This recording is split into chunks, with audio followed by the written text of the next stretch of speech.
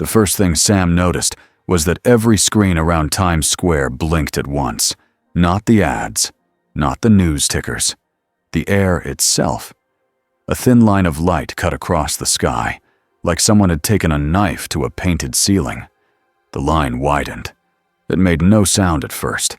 Then it made a deep, heavy hum that Sam felt in his teeth. People stopped walking. A taxi rolled through a red light and almost hit a food cart. Someone laughed like it was a prank. Someone screamed like it was the end. Sam's phone was already out, and he didn't even think about it. His thumb hit record on instinct. The tear opened wider. Purple and gold light spilled out. The wind whipped paper off the sidewalk. A giant shadow moved behind the light. Then a figure dropped, not falling like a person, falling like a weight. He hit the street in the middle of the intersection with a force that made the ground jump. Windows shook. A wave of dust rolled out. Sam stumbled backward and almost tripped over a suitcase. When the dust cleared, the figure was still standing in the shallow crater he had made. He was huge, taller than any man Sam had ever seen. His skin was purple. His armor looked like something from a museum and a war at the same time. Gold, dark metal, heavy plates. He had no cape, no logo, no smile.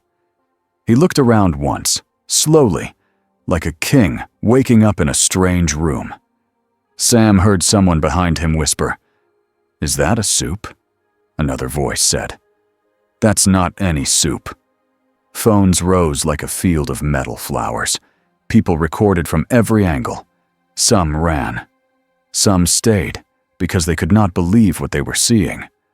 Above, black dots moved through the sky. Helicopters, drones, too many to count. A loudspeaker crackled from one of the helicopters. "Attention! Please remain calm. VOD International is responding to this incident. Please stay." The giant looked up at the helicopter. The loudspeaker went quiet, like the person holding it suddenly forgot their lines. Sam watched the giant take one step out of the crater. The pavement cracked under his boot. Then the giant's eyes shifted to the screens around him. The huge billboards, the smiling faces, the bright slogans. Real heroes. Real America. The Seven protecting you. The giant's face did not change, but Sam felt something cold in his stomach, like a warning. A silver drone zipped closer. It hovered near the giant's shoulder, as if it was brave. A calm voice came through the drone's speaker. "Hello, hi, welcome. You're safe now. You're in New York City, United States of America. My name is..." The giant reached up and caught the drone in one hand. The drone's little motors whined. Its camera kept filming, even as it tried to pull away. He squeezed. The drone popped like a toy. Not a messy pop. A clean, crushed thing. Pieces fell into his palm. The voice cut off mid-sentence. A few people cheered like it was a magic trick. Sam didn't cheer. Sam swallowed hard. More helicopters arrived. The air filled with the sound of blades and shouting. Then the clouds above split open with a shape that moved faster than the rest. A figure dropped from the sky like a missile, then stopped midair and hovered. A bright cape snapped behind him. A grin flashed in the floodlights. Homelander. Sam had seen Homelander 1,000 times on screens, in ads, in movies, in speeches. Homelander always looked like he belonged in the sky. Now he looked angry that someone else was standing in the center of the street. Homelander's smile grew wider anyway, the way it always did when he knew people were watching. He turned slightly so every camera could see his best side. "Hey there," Homelander said, voice loud and warm, like he was talking to a kid at a hospital visit. "Big guy, you picked a busy place to land." He hovered lower, just above the traffic lights. His eyes flicked to the crushed drone in the giant's hand. "That was VOD property," Homelander said with a little laugh. "But it's okay. We can talk about it. We can get you situated." He held his hands out like he was calming a wild dog. "Let's start with your name," I'm Homelander. And you're— The giant did not answer. He looked at Homelander like he was reading him, like a list of facts. Homelander's smile twitched. Sam saw the change. Everyone saw it. The instant when Homelander stopped acting and started feeling. "You're not going to talk?" Homelander asked, still smiling. "That's fine. I can do both." Homelander dropped lower. His boots hovered inches above the street. "Here's how this works," Homelander said. "This is my city, my country, my world. And if you're here, you play nice." The giant tilted his head slightly. Homelander's jaw tightened. For 1 second, the crowd was silent except for the helicopters. Then, Homelander moved. He lunged forward with a speed that made Sam's eyes blur. The air cracked. The cape snapped behind him like a flag in a storm. Homelander slammed into the giant's chest. Cars jumped sideways. Glass burst from a nearby bus stop. People screamed and ran. Sam kept filming because his legs wouldn't move. The giant slid back half a step. Only half. His boots dug into the street and stopped. Homelander hit again. A hard punch. Another. Each strike sounded like a hammer hitting steel. The giant's head turned with one punch. That was it. Then the giant's hand rose. It moved in a calm, direct line. It caught Homelander by the throat. Homelander's eyes widened. Not for the cameras, for himself. The giant lifted him, one-handed, like Homelander weighed nothing. Homelander's boots kicked in empty air. He grabbed at the giant's wrist. His face flushed red. The giant held him out at arm's length, away from his own body, like he was holding a noisy animal. The street went dead quiet. Sam heard someone whisper, "No way." Homelander tried to speak. It came out as a cough. The giant leaned closer, eyes steady, voice low but clear. "You are not a ruler," he said. Homelander's eyes flashed with rage. His pupils tightened. Sam saw the red glow build behind them. Heat vision. The beams fired. They hit the giant's face and chest in 2 bright lines, cutting through smoke and dust.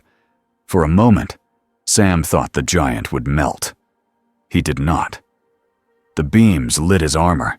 The metal glowed. The skin around the impact darkened slightly, like a burn. The giant did not flinch. He squeezed Homelander's throat just enough to stop the beams. Homelander gagged. The glow died. The giant turned his head toward the watching helicopters, toward the phones, toward the screens that were already replaying the moment in 1,000 feeds. He spoke louder now, so the street could hear him. "Your world is loud," he said, "and very proud." His eyes swept the billboards, the smiles, the flags, the hero slogans. Then he looked back down at Homelander, still held in the air.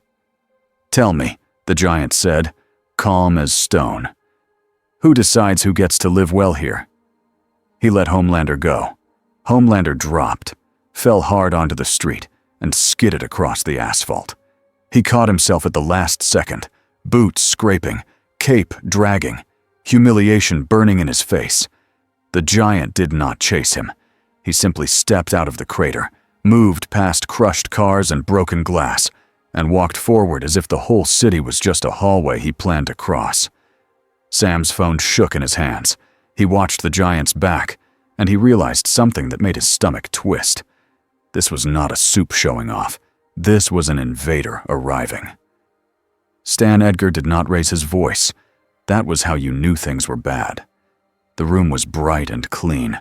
The table was glossy black. The screens on the wall showed 10 angles of the same clip. Homelander, choking in midair, held like a child's doll.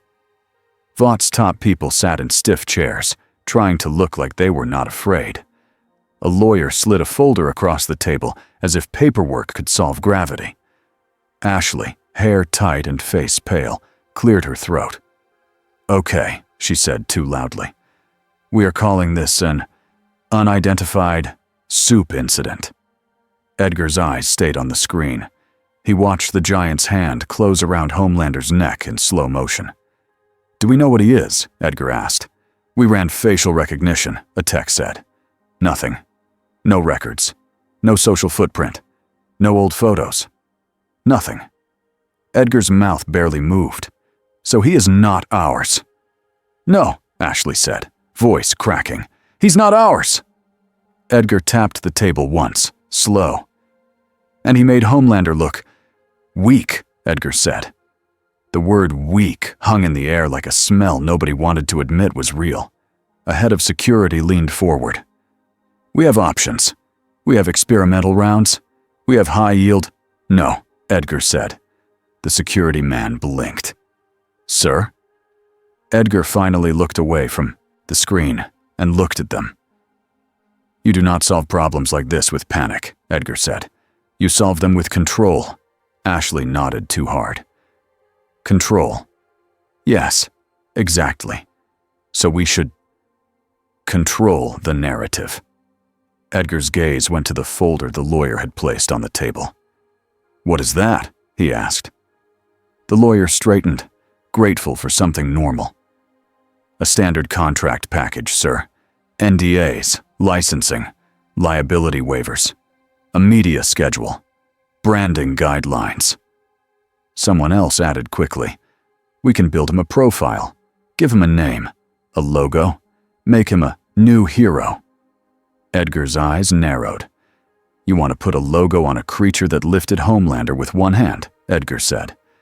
Nobody answered. Ashley tried anyway. It's what we do. We take the fear, and we sell it back as safety. Edgar leaned back slightly. And what if he does not want to be sold? Edgar asked. The room went quiet again. Then a young analyst spoke, voice small. He asked a question. Who decides who gets to live well? That's ideological. Edgar watched the clip again. The giant's calm face. The way he ignored the cheering and the screaming. The way he looked at the billboards like he was looking at a lie. Fine, Edgar said. If he wants to talk about ideas, we will talk. We will invite him. We will give him a room. We will give him attention, because attention is a leash in this world. He turned to Ashley. Find him, Edgar said, and do not send Homelander. Ashley swallowed. He won't like that. Edgar's eyes did not blink. He can like it later, Edgar said, or he can learn. Annie January sat on the edge of the couch in the Sevens lounge, watching the same clip on mute. The sound didn't matter. She could hear it in her head anyway. The crash, the screams, the way the crowd gasped when Homelander stopped being a god for 1 second. On the screen, she saw the giant's fingers around Homelander's throat. She saw the red beams hit the giant and do almost nothing. Her stomach turned. Across the room, the Deep paced in a circle, hands flapping. So, is he from space? Deep asked, trying to sound casual and failing. Because I'm just saying, I've done ocean stuff. I'm not really trained for— Shut up, A-Train snapped. He sat with his elbows on his knees, bouncing his foot too fast. You're making it worse. Maeve stood near the window, a drink in her hand. She didn't drink it. She just held it like it gave her something to do. Black Noir sat in the corner, silent as always. Homelander was not in the lounge. Annie could feel the shape of his anger anyway. It filled the tower like smoke. A door slammed somewhere far down the hall. Annie looked away from the screen and up at the Vought posters on the wall. Smiling faces, clean capes, perfect teeth. This world always felt like a stage, even when people were dying. She thought about the giant's question. Who decides who gets to live well here? Annie knew the answer. She lived in the answer. Stan Edgar decides. Vought decides. Money decides. Annie's phone buzzed. A text from Huey. Are you okay? She stared at it for a moment. Then typed back. I'm alive. Are you safe? The reply came fast. Yeah. Butcher is smiling. That's never good. Annie's eyes narrowed. She stood up. What are you doing? Maeve asked, voice rough. I'm going to see the site, Annie said. There's still people out there. Deep blinked. You're going to go where he is? Annie didn't look at him. I'm going to go where the people are. Maeve stared at her for a long second, like she wanted to say something kind, then decided not to. Be careful, Maeve said, as if the words hurt her. Annie nodded once and walked out. As she passed a hallway mirror, she saw her own reflection in her suit. For the first time in a long time, she didn't feel like a hero. She felt like a person holding a bucket in a flood. Billy Butcher watched the same footage on a cracked tablet in a basement that smelled like sweat and old takeout. He replayed the moment where the giant caught Homelander. Once, twice, 3 times. Every time Butcher's smile got wider. Huey stood near the stairs, arms crossed tight around his chest. His face was pale. This is not funny, Huey said. Butcher finally looked up. Funny? No, mate. This is beautiful. Mother's Milk sat at the table, jaw tight. You're enjoying this way too much. Butcher leaned back in his chair like he was watching sports. Do you see it? Do you bloody see it? Someone walked in off the street and grabbed Captain Flag by the neck like he was a naughty kid. Frenchie paced, eyes bright, mind racing. This is not someone. This is like a tank that can talk. Kimiko stood near the wall, quiet, watching their faces more than the screen. Her hands flexed slowly. Huey shook his head. If he can do that to Homelander, he can do that to anyone. To all of us. To, like, the whole city. Butcher's smile faded into something sharper. Exactly, Butcher said. So we don't point guns at him, we point him. MM's eyes flared. No, Butcher's gaze didn't move. Yes. No, MM said again. We don't use a monster to kill a monster. That's not a plan. That's you being you. Butcher stood up, slow, like a man rising for a fight. Listen to me, Butcher said, voice low. We have been chasing Homelander for years. Years. And every time he slips away. Every time someone innocent pays. Huey's voice shook. And this is your solution? Another god? A bigger god? Butcher's eyes flicked to Huey, and for a second there was something almost gentle there. Almost. Not a god, Butcher said. An invader. He don't care about Vought. He don't care about the flag. He don't care about your sad little superhero merch. Butcher tapped the screen where the giant stared at the billboards. He looked at all that, Butcher said. And he didn't smile. That tells me he sees through it. That tells me he might hate it. MM pushed back from the table. Or he might hate us. Or he might just hate everything. Butcher shrugged. Then we die. But at least for once, Homelander might not be the one choosing who dies. Huey swallowed hard. The words hit him like cold water. Butcher pointed at the screen again. Find out what he wants, Butcher said. Find out what he is. Because if we play this right, it's the first time in our lives the bully meets someone bigger. Frenchie stopped pacing.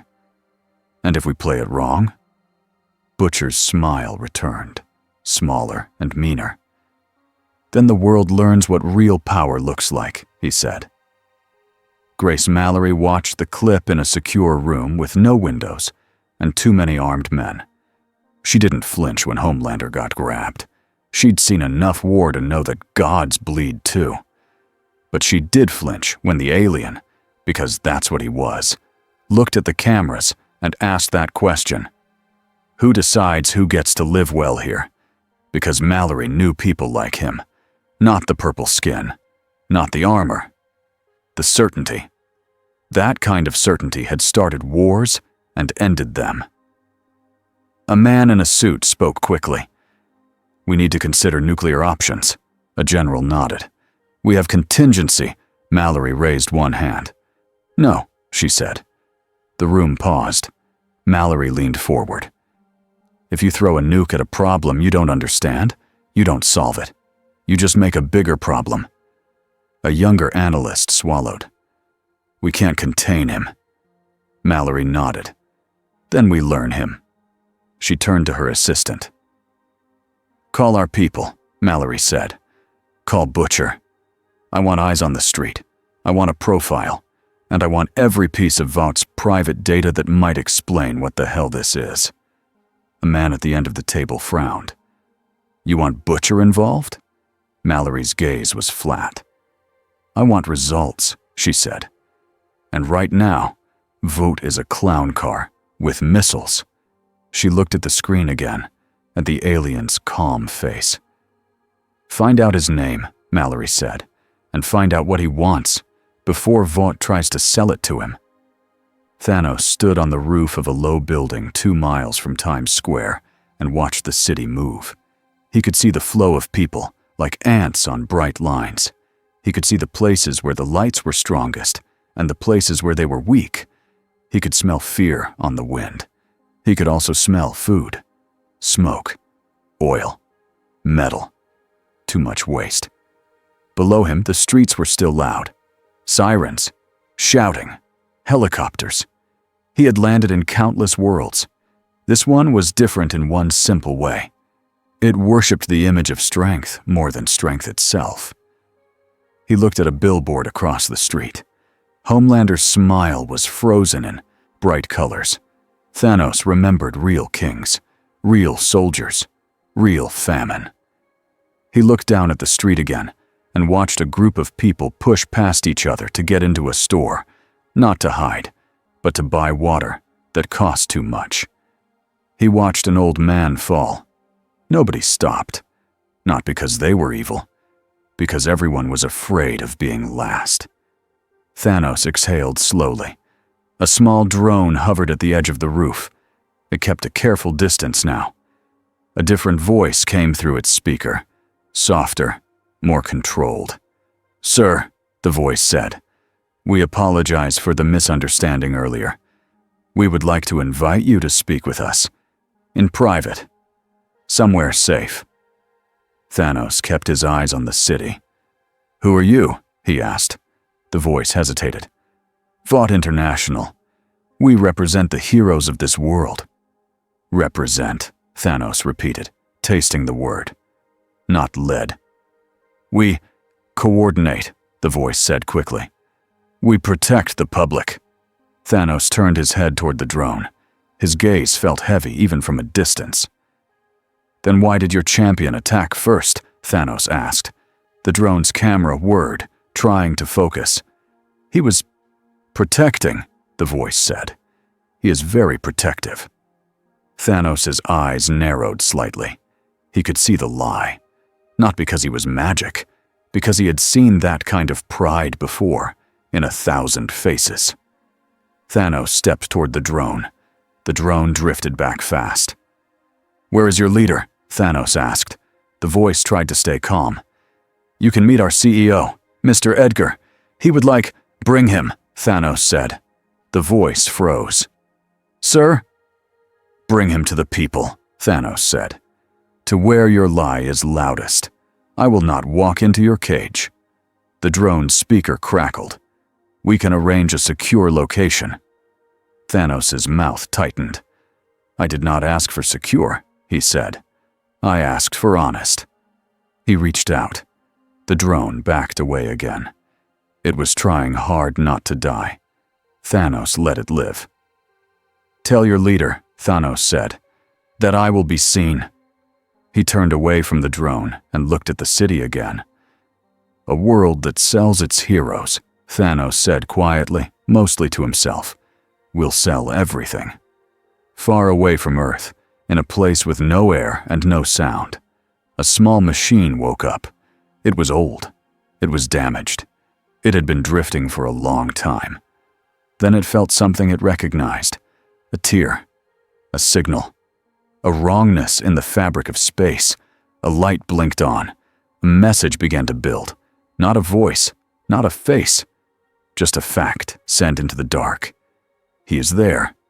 Vought built a stage in 12 hours. They called it a public safety briefing. They placed it in front of Vought Tower, where the cameras already lived. They stacked barriers, brought in private security, and parked black armored trucks on side streets. They did not call it a trap, but it looked like one. Annie arrived in a Vought van with tinted windows, sitting across from two PR staffers who kept checking their tablets. One of them said, "Remember, if he speaks, we smile. If he doesn't speak, we smile. If he attacks, we smile until we can't." Annie stared at her own hands. She thought about the crater in Times Square. She thought about Homelander's face when he couldn't breathe. She thought about the people who had been trampled as everyone ran. When the van doors opened, she heard the crowd outside, shouting, chanting, booing, cheering. Fear wore different masks, but it was always fear.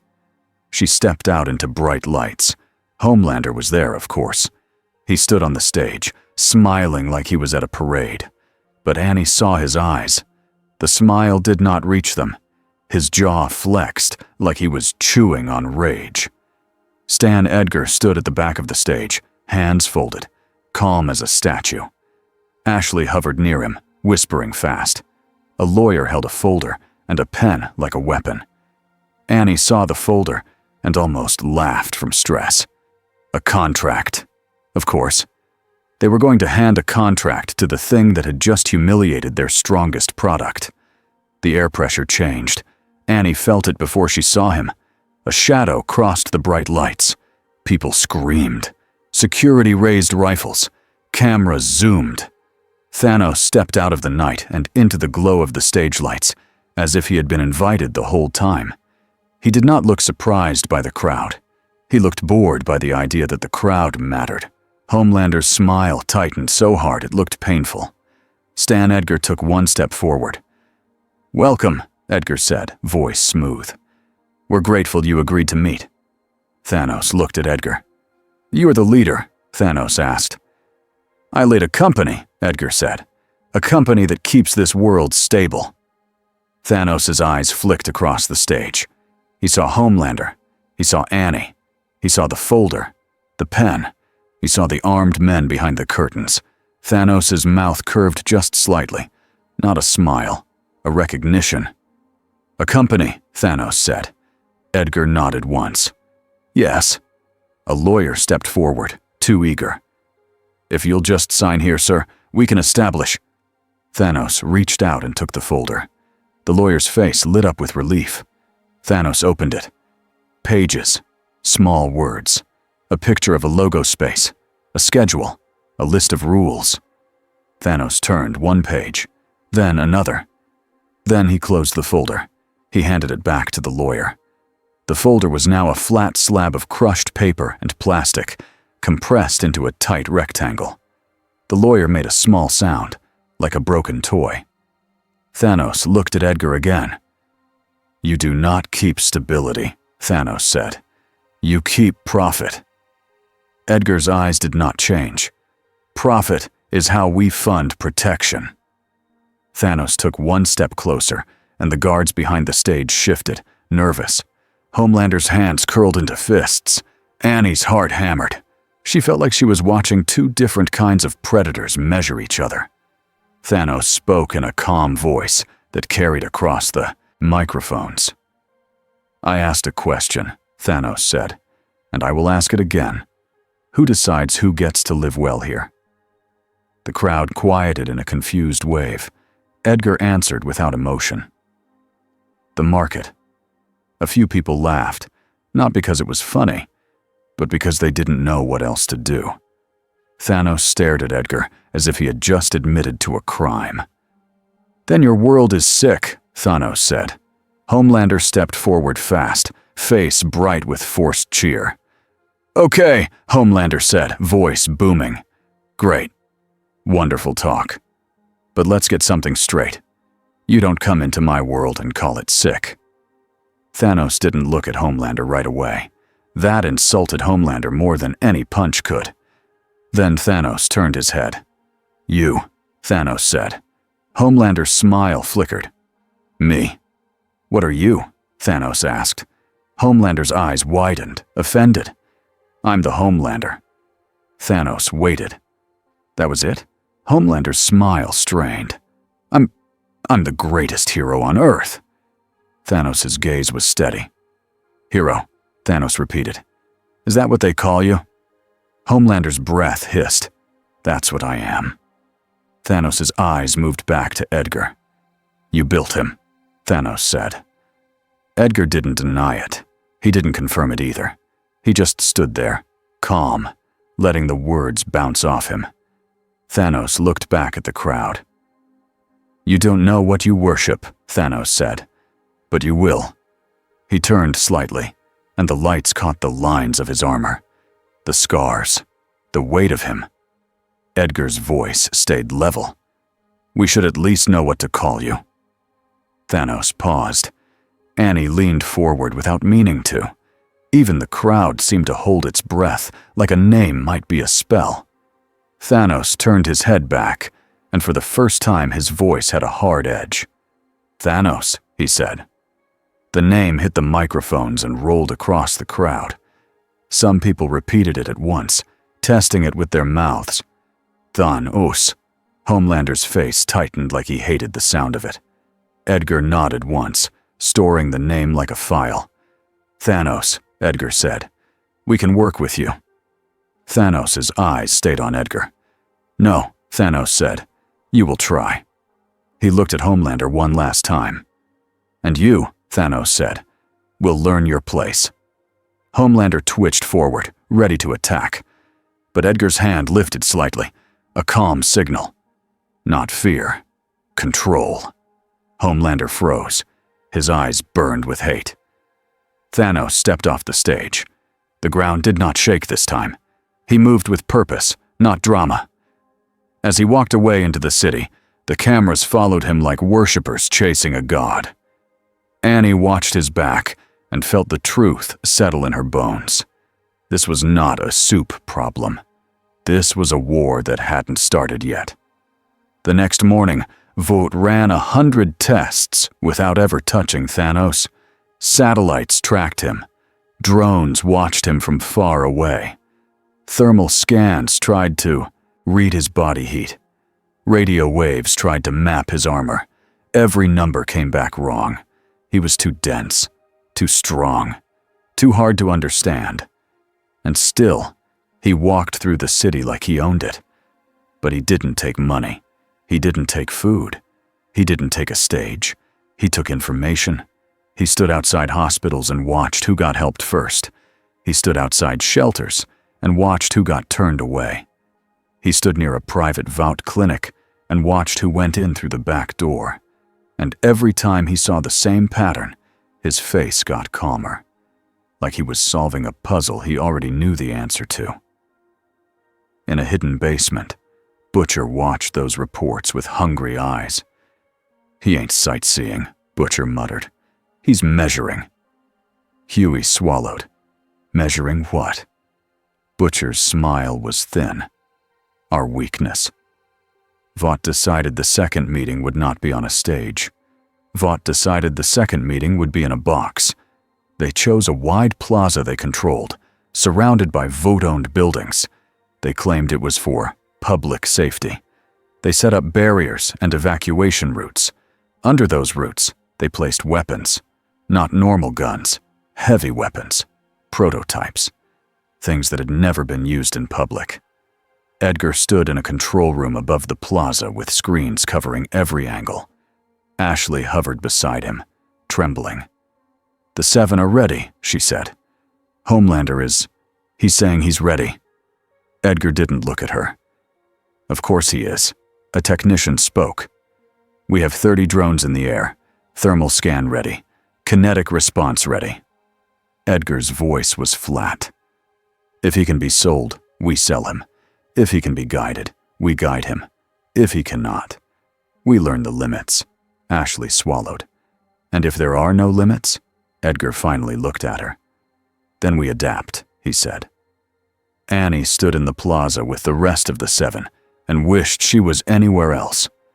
The crowd was held back behind barriers far away, but their noise still reached her. She could hear chants. She could hear crying. She could hear the sound of 1,000 phones filming. Homelander hovered a few feet off the ground, cape perfect, smile back in place. It looked like the smile from TV again. Annie knew it was fake. Maeve stood with her shoulders tense, eyes tired. A-Train bounced in place like his body didn't know how to be still. Deep tried to look confident and failed. Noir stood like a shadow. A Vought handler walked up to Annie and pressed a small earpiece into her hand. "Say nothing unless told," the handler whispered. "Smile if possible." Annie stared at the earpiece. "If possible," she repeated. The handler nodded like that was normal. The air pressure changed again. Annie looked up. Thanos approached from above, stepping through open space as if the air was solid ground. He didn't fly like Homelander. He moved like a force that didn't care about rules. He landed at the center of the plaza, without drama. No crater this time, just a heavy step that made the concrete groan. Thanos looked at them all, one by one, not impressed, not nervous. Homelander spoke first, loud and bright. "Thanos," he said, like they were friends meeting again. "Welcome back. Ready to talk like adults?" Thanos looked at Homelander. "I am always ready," Thanos said.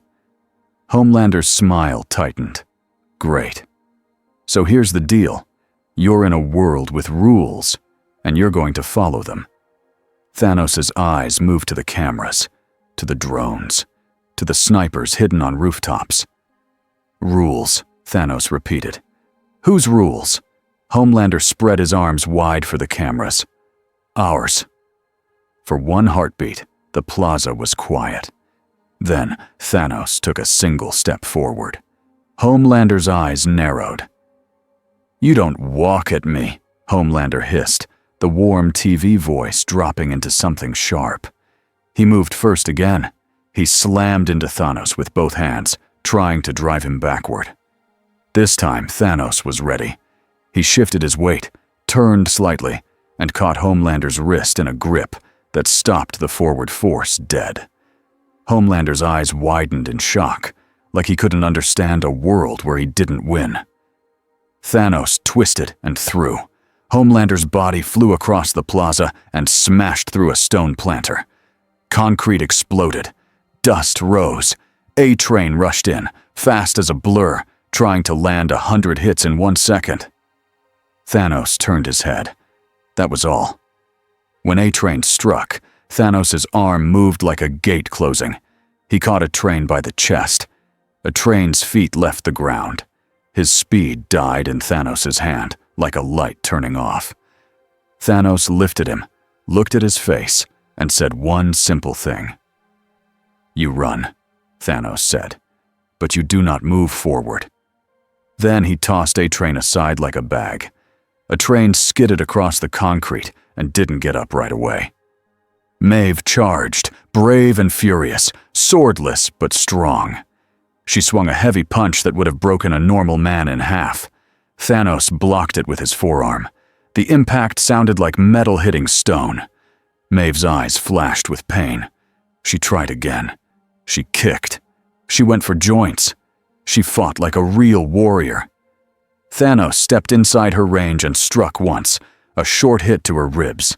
Maeve flew backward and crashed into a barrier wall. Annie's mouth went dry. This was not a fight. This was a lesson. Noir moved in next, silent and sharp, blades flashing. He aimed for weak points, throat, eyes, gaps in armor. Thanos let Noir get close. Let him think he had an opening. Then Thanos grabbed Noir's arm mid-swing and squeezed. The blade dropped. Noir tried to twist free.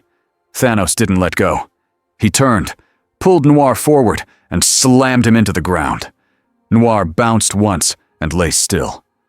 Deep shouted something panicked and raised his hands like he had any idea what to do. Annie stepped forward without thinking, palms lifting. "Stop!" Annie yelled, voice raw. "Stop fighting him like he's a normal." Homelander burst out of the dust cloud with a roar. His face was red. His eyes were bright with hate. No smile now. He hit Thanos from behind with a full-speed tackle, trying to drive him into the plaza floor. Thanos moved with the hit and let it carry him a step. Then he planted his feet. The concrete cracked. Thanos reached back and caught Homelander by the hair. Homelander yelled, "Half rage, half shock!" Thanos swung him. Homelander's body slammed into the ground, then up again, then down again, like a hammer striking a nail. Annie flinched on the third hit. Homelander's cape tore. Dust covered his suit. His face twisted with pain and humiliation. The crowd behind the barrier screamed. The drones zoomed in. Thanos stopped and held Homelander by the throat again, lifting him off the ground. Homelander's boots kicked, desperate. His eyes glowed red. Thanos leaned closer. "If you fire those beams," Thanos said quietly, "I will remove the parts of you that make you think you can." Homelander's eyes flickered. For the first time, Annie saw fear there. Not fear of death. Fear of being powerless. Above them, a sharp whistle cut through the air. A missile. It came from a hidden launcher on a Vought rooftop.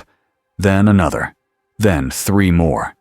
They streaked toward Thanos in a bright line. Thanos didn't drop Homelander. He turned his head and watched the missiles come in. The first one hit his shoulder. Fire bloomed. The second hit his back. The third hit near his feet. The blast wave rolled out and knocked people off their feet.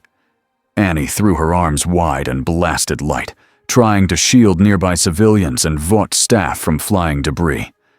When the smoke cleared, Thanos was still standing. His armor was blackened in places. A plate on his shoulder had a crack. He looked down at the crack like it was an interesting fact.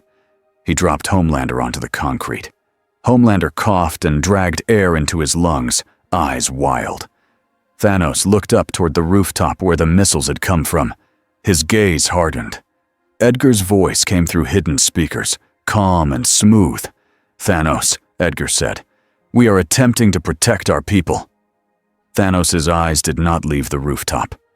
"You are attempting to protect your property," Thanos said. He bent, scooped up a chunk of broken concrete with one hand, and threw it. The chunk became a blur.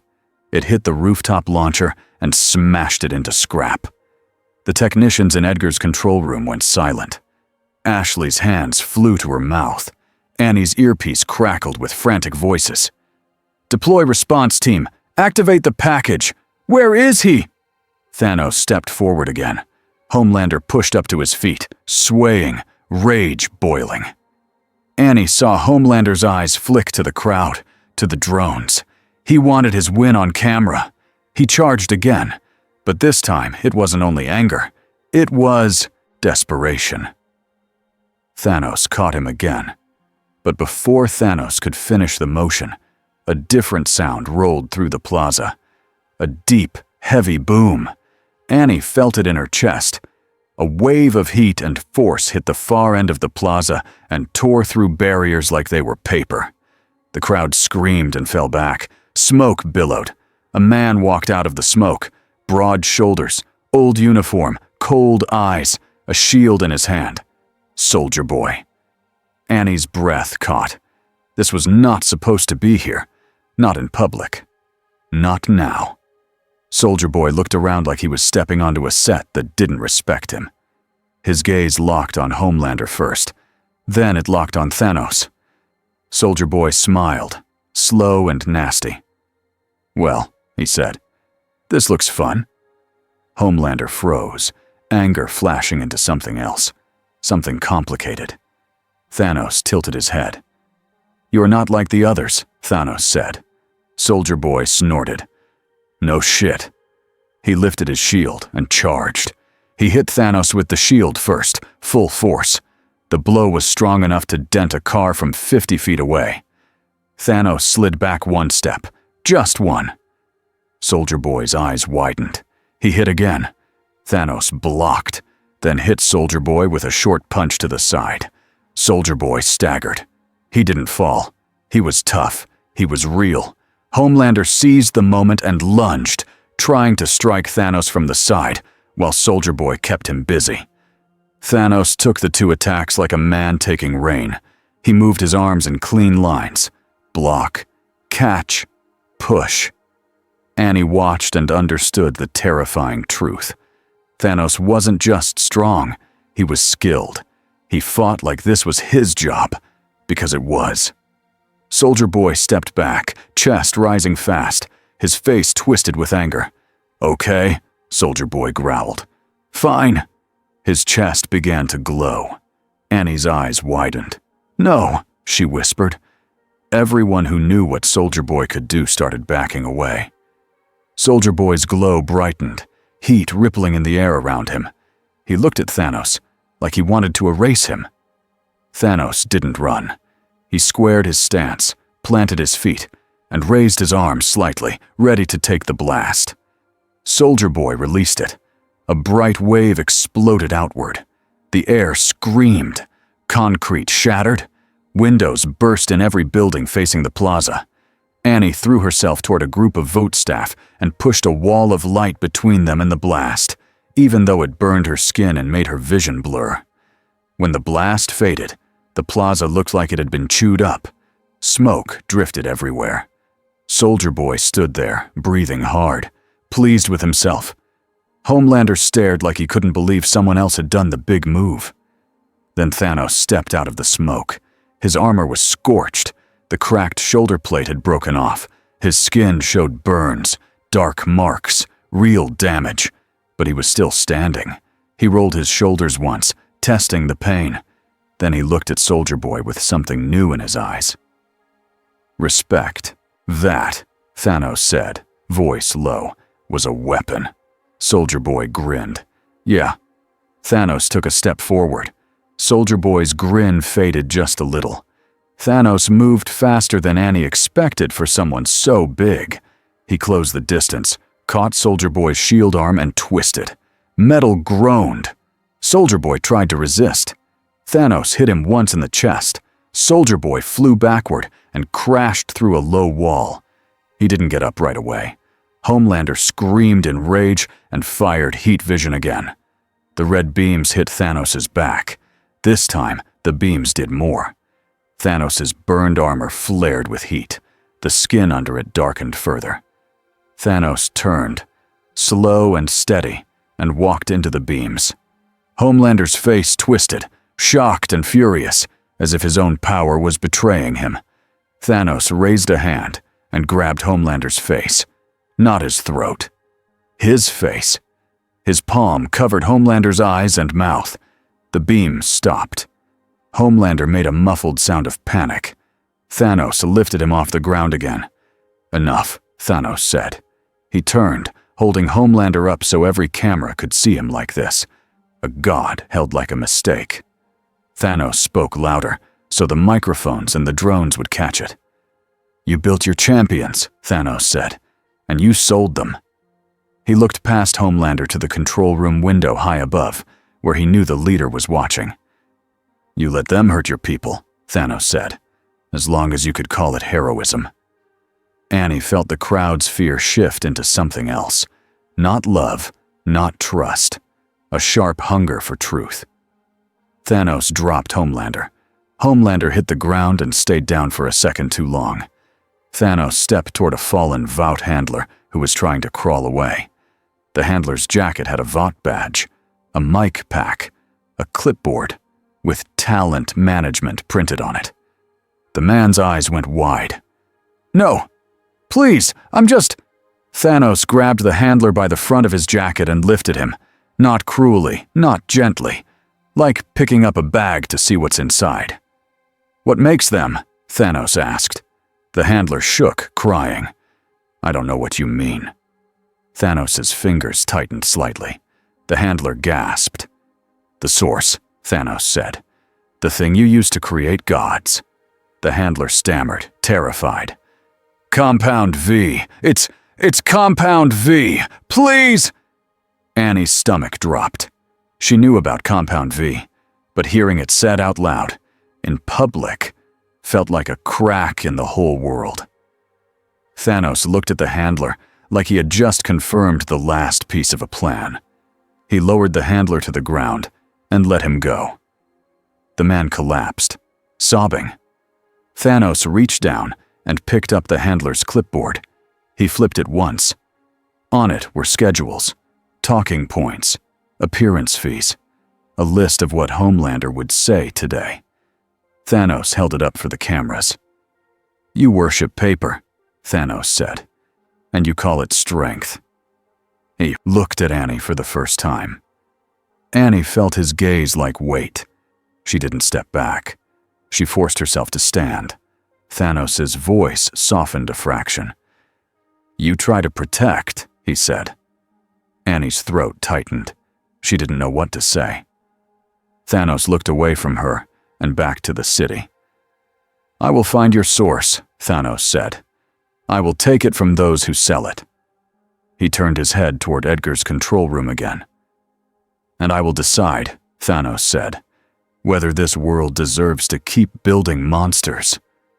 Edgar's voice came through the speakers, still calm, still trying. "You are making threats," Edgar said. "This is not how civilized people—" Thanos cut him off without raising his voice. "Civilization is not your billboards," Thanos said. "It is how you treat the weak." He took one step back. The air around him shimmered slightly, like the space itself remembered how he arrived. He didn't open a tear. Not yet. He simply moved. A powerful leap, straight up, and he was above the plaza in a blink. He landed on a rooftop, then another, moving away with steady purpose. The drones chased him. The helicopters followed. But Thanos didn't look back. On the ground, Homelander finally pushed himself up, shaking with rage. His eyes locked onto the sky where Thanos had gone. His lips trembled. Not with fear this time. With hatred. Annie looked at the broken plaza, the smoke, the stunned faces of Vaught's staff, the civilians screaming behind barriers. She heard someone in the crowd shout, "He said Compound Vi!" She heard someone else shout, "Homelander lost." Annie's hands shook. This wasn't just a fight.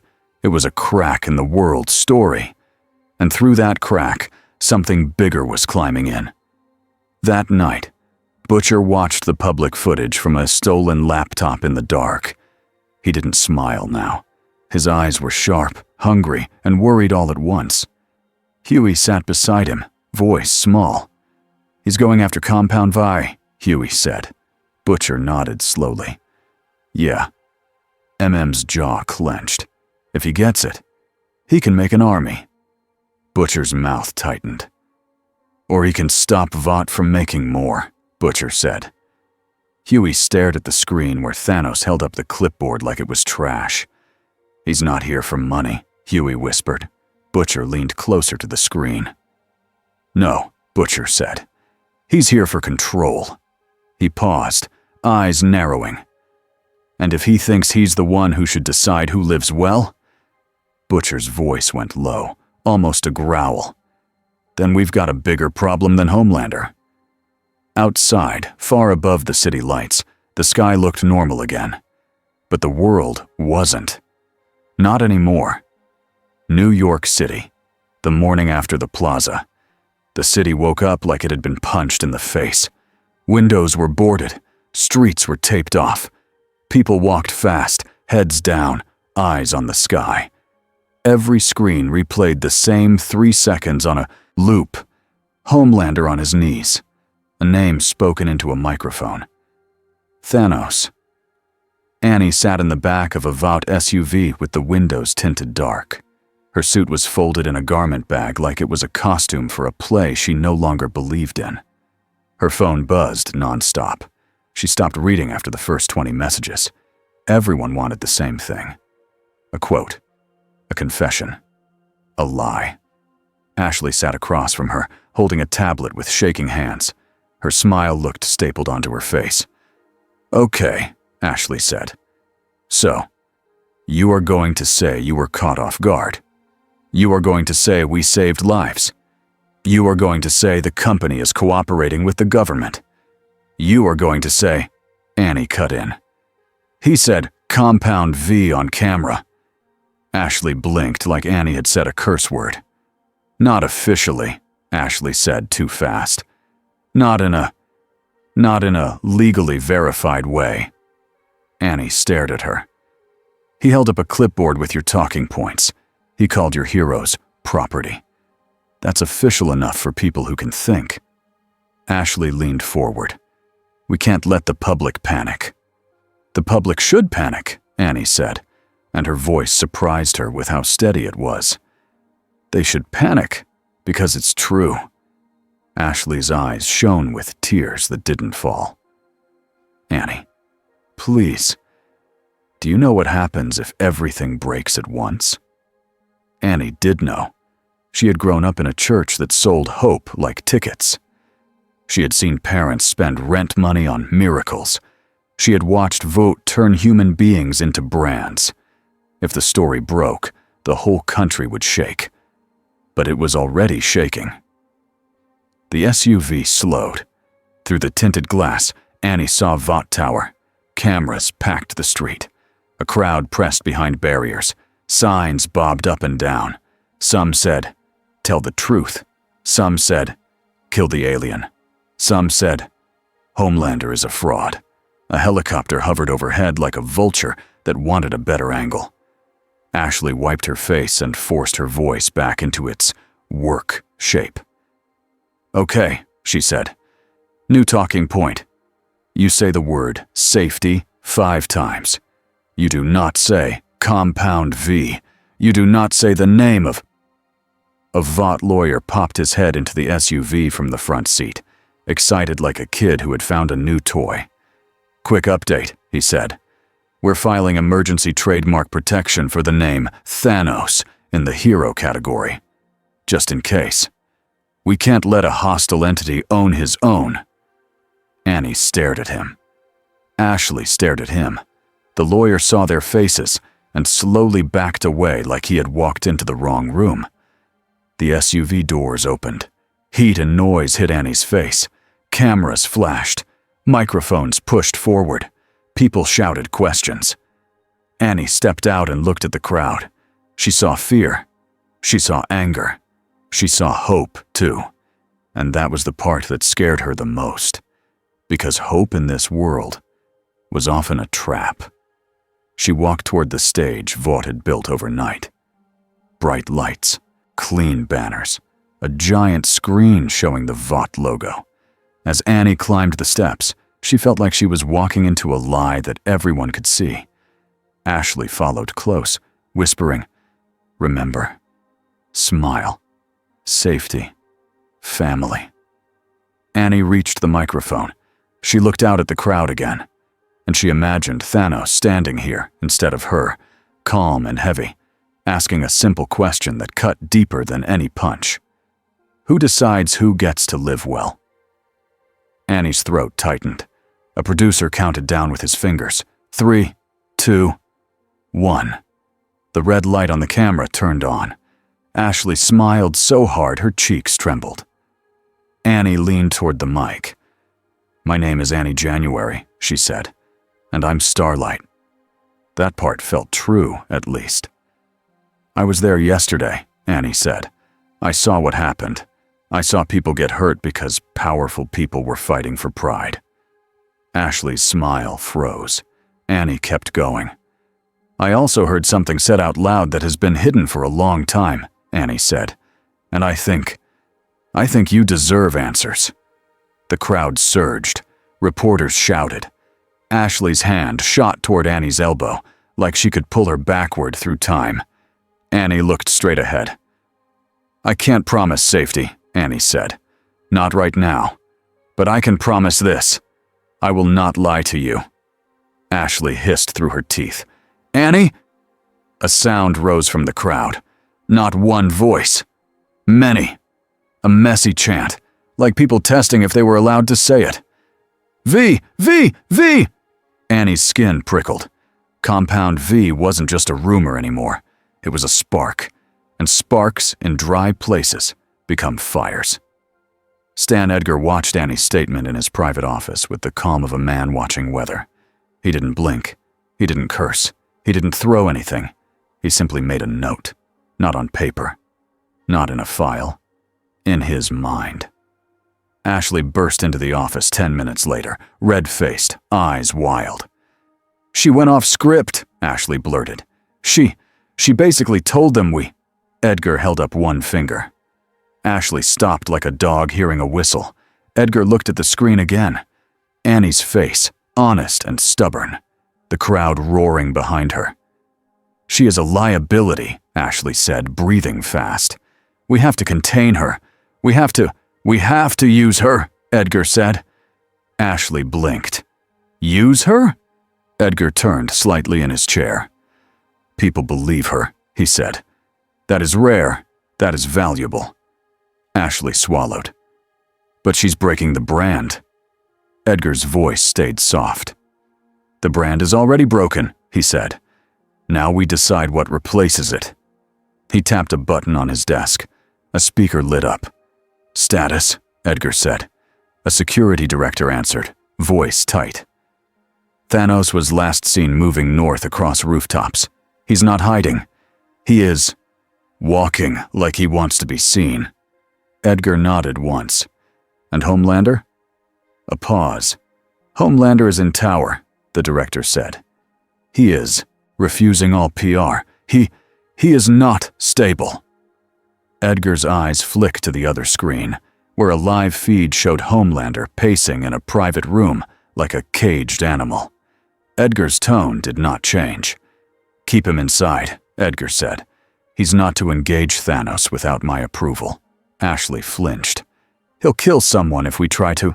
Edgar looked at her. Ashley's voice died in her throat. Edgar turned back to the speaker. "And the politicians?" Edgar asked. "Newman's office called," the director said. "They want a briefing. They want access. They want control." Edgar's mouth moved just enough to suggest amusement. "Of course they do," he said. Edgar leaned forward and clasped his hands. "Open a channel to Thanos," Edgar said. "No stage, no crowd, no lawyers." Ashley blurted, "No lawyers?" Edgar didn't look at her. "If he wants truth," Edgar said, "we give him the version we can survive." Huey's hands shook as he scrolled. Every feed was the same. People saying, "Compound V," like they had invented it. People screaming about aliens. People making jokes, because jokes were easier than fear. He stood in the basement safe house and listened to Butcher pace behind him like a storm that had learned to walk. "Butcher," Huey said, This is bigger than us." "No kidding," Butcher said. He grabbed the phone out of Huey's hand, scanned the headlines, and smiled with no warmth. "Look at him, the whole bloody world's finally watching the right thing." Sat at the table, arms crossed, face hard. "They're watching chaos. That's not the same as truth." Frenchie was already pulling gear from shelves. "We should move. If the public knows the word, Vought will burn every file they have." Kimiko stood near Huey, watching him. She touched his arm lightly, a small, steadying weight. Huey looked at Butcher. "What's the plan?" Butcher tossed the phone back. "The plan is, we find where he's going." Huey frowned. "Thanos?" Butcher nodded. "He's after the blue juice," Butcher said. He said it out loud. "He's not here to sign a contract. He's here to take the factory." MM's eyes narrowed. "And you want to help him?" Butcher's jaw worked. "I want to use the moment," he said. "There's a difference." MM leaned forward. "You keep saying use. Like people are tools. Like..." Butcher snapped. "Don't you start with me." Huey stepped in fast. "Stop! Both of you!" Butcher turned to Huey, eyes sharp. "You saw him, didn't you? You saw Homelander's face on the ground? That's the first time anyone's done that." Huey swallowed. "Yeah, and it scared the hell out of me." Butcher's voice softened in a dangerous way. "Good," he said. It should. Because now, Homelander knows what it feels like. MM stood up. And what about everyone else? He said. What about Annie? What about the people in the street? You want to drop a bigger monster into their lives and call it justice? Butcher pointed toward the ceiling like he could point at the whole city. Justice? Butcher said. Mate, there is no justice in this world. There's only what you can take and what you can stop. Frenchie looked up, eyes intense. If Thanos takes compound fee, he can make more like Homelander. Butcher stared at him. Or he can burn it, Butcher said. Or he can do something worse. That's why we follow him. Huey's voice went thin. How do you follow someone who can walk through walls? Butcher's grin returned, small and mean.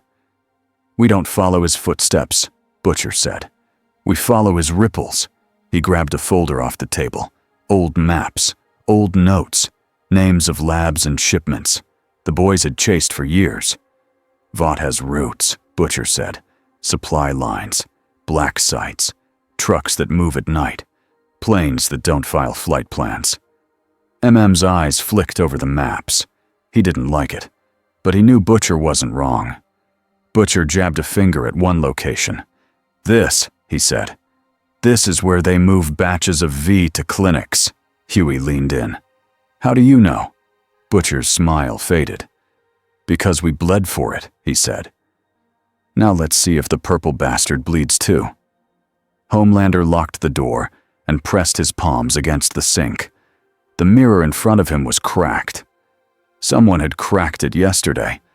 Not on purpose, not exactly. Just too much strength with too much anger. His face stared back in pieces. Blonde hair perfect, blue eyes bright. But under it, there were other things. A bruise near his jaw that makeup hadn't covered yet. A thin cut at his lip. Humiliation. He turned on the water and watched it run like it was supposed to clean him. But the feeling didn't wash. He heard voices through the wall. Vaught's staff whispering. He heard his own name said softly, like people were afraid it might bite them. He hated that. He hated the way Edgar's voice had come through the speakers yesterday.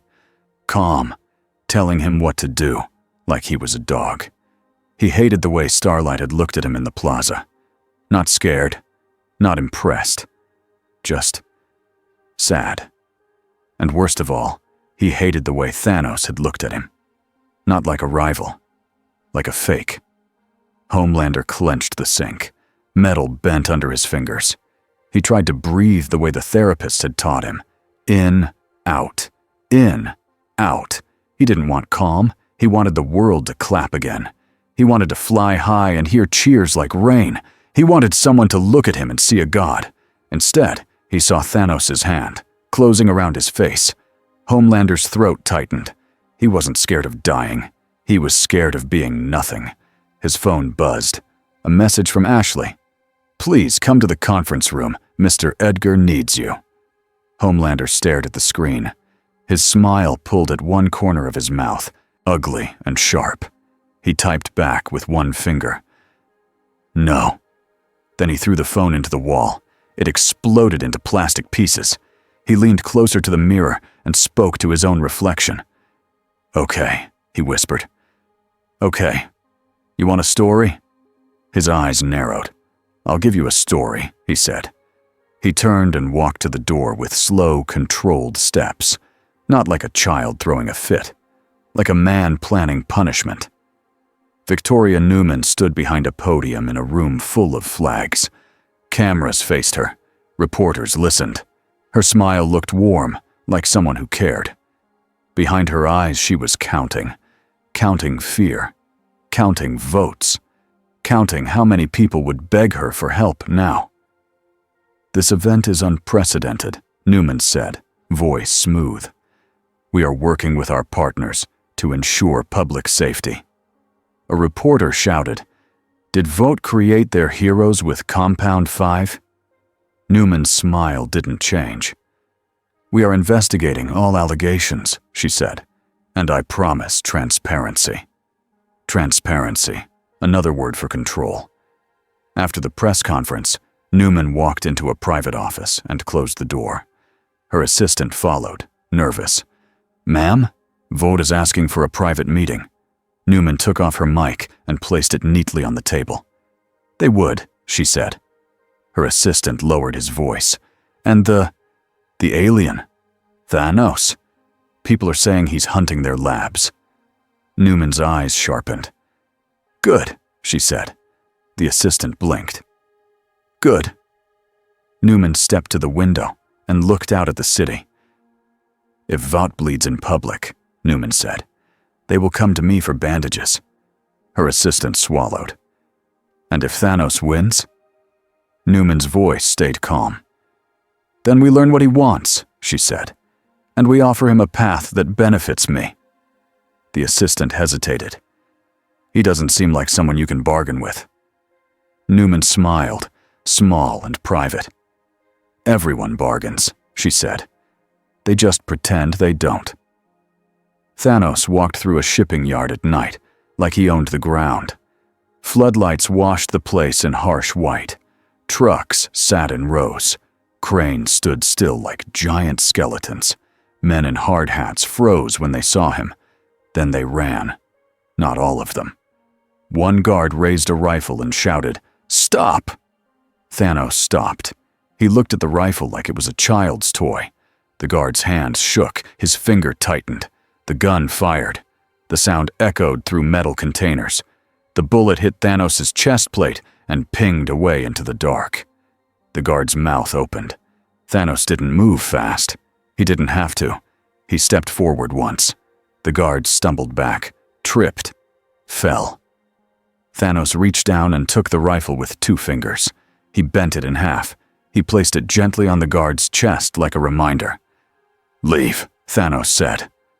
The guard scrambled away on his hands and knees.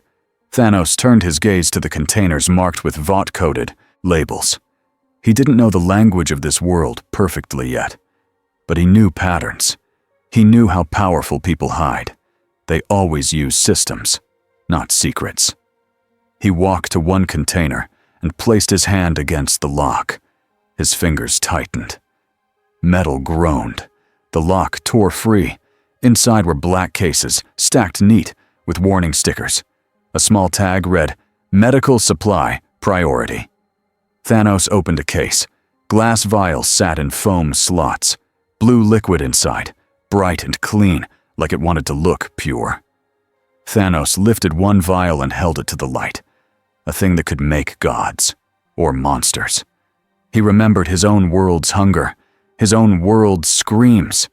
He remembered the way people begged leaders to act, and the way leaders waited until it was too late. Thanos set the vial back.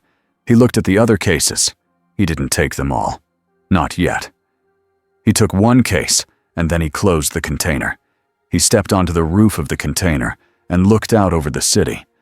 From here, he could see the glow of Vought Tower, a bright, proud beacon, a lie made of glass and light.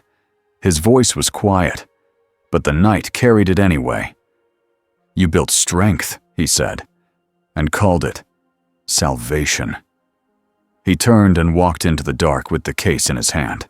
Behind him, a drone hovered at a careful distance, filming. Vought was always filming, even when it didn't understand what it was watching. The next day, Vought sent another contract, not on paper this time. A man in a black suit arrived with 2 bodyguards and a small, armored briefcase. They found Thanos in a public park, standing near a fountain. Children were gone. Police were gone. Only the brave and the foolish stood far away with phones raised. The man approached, sweating through his collar. "Mr. Thanos," he said, voice trembling. "I'm here on behalf of Vought International. Mr. Edgar would like to propose a—" Thanos looked at the man. The man's rehearsed smile wobbled. He opened the briefcase. Inside was not money. It was a small device with a screen, already turned on. It displayed charts, projections, a plan labeled the Thanos Initiative, Stability Partnership. Thanos stared at the words. The man rushed on. It's not a contract, sir. It's a framework, a partnership model. We can provide you with resources, transport, media support. We can... Thanos reached out and took the device. The man's eyes brightened like he thought this meant yes. Thanos turned the device over in his hands. Then he crushed it. The screen snapped. The metal folded. The briefcase shook in the man's grip. Thanos handed the broken device back. "I do not need your story," Thanos said. "I need your truth." The man swallowed hard. "Mr. Edgar can give you truth in private." Thanos leaned closer, and the man's knees almost buckled. "Private is where you hide the weak," Thanos said. "Bring him where he cannot lie." The man stammered. "Sir, with respect, that's not possible." Thanos' eyes narrowed. He didn't kill the man. He did something worse for a Vought employee. He ignored him. Thanos turned away, and the man stood there holding a broken device, feeling small in front of the cameras. Across the park, Huey watched from behind a tree, heart hammering. Butcher stood beside him, coat collar up, eyes hard. "See?" Butcher whispered. "He ain't buying the pitch." Huey's voice shook, but he's still doing something. Butcher nodded. "Yeah," he said. "He's building his own pitch." Huey frowned. "What do you mean?" Butcher's eyes tracked Thanos as he walked away. "I mean, he's not here to win a fight," Butcher said. "He's here to win the world." That night, Annie sat on a rooftop with her knees pulled to her chest. She had escaped Vought for a few hours by lying, which made her feel sick. She told Ashley she needed space for mental health, and Ashley had nodded like it was a brand strategy. Annie's phone buzzed. Huey's name. She answered and kept her voice low. "Hey."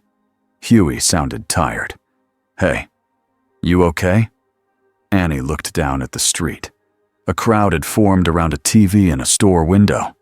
They were watching a replay of the Plaza fight, like it was a sports game. "No," Annie said. "I'm not."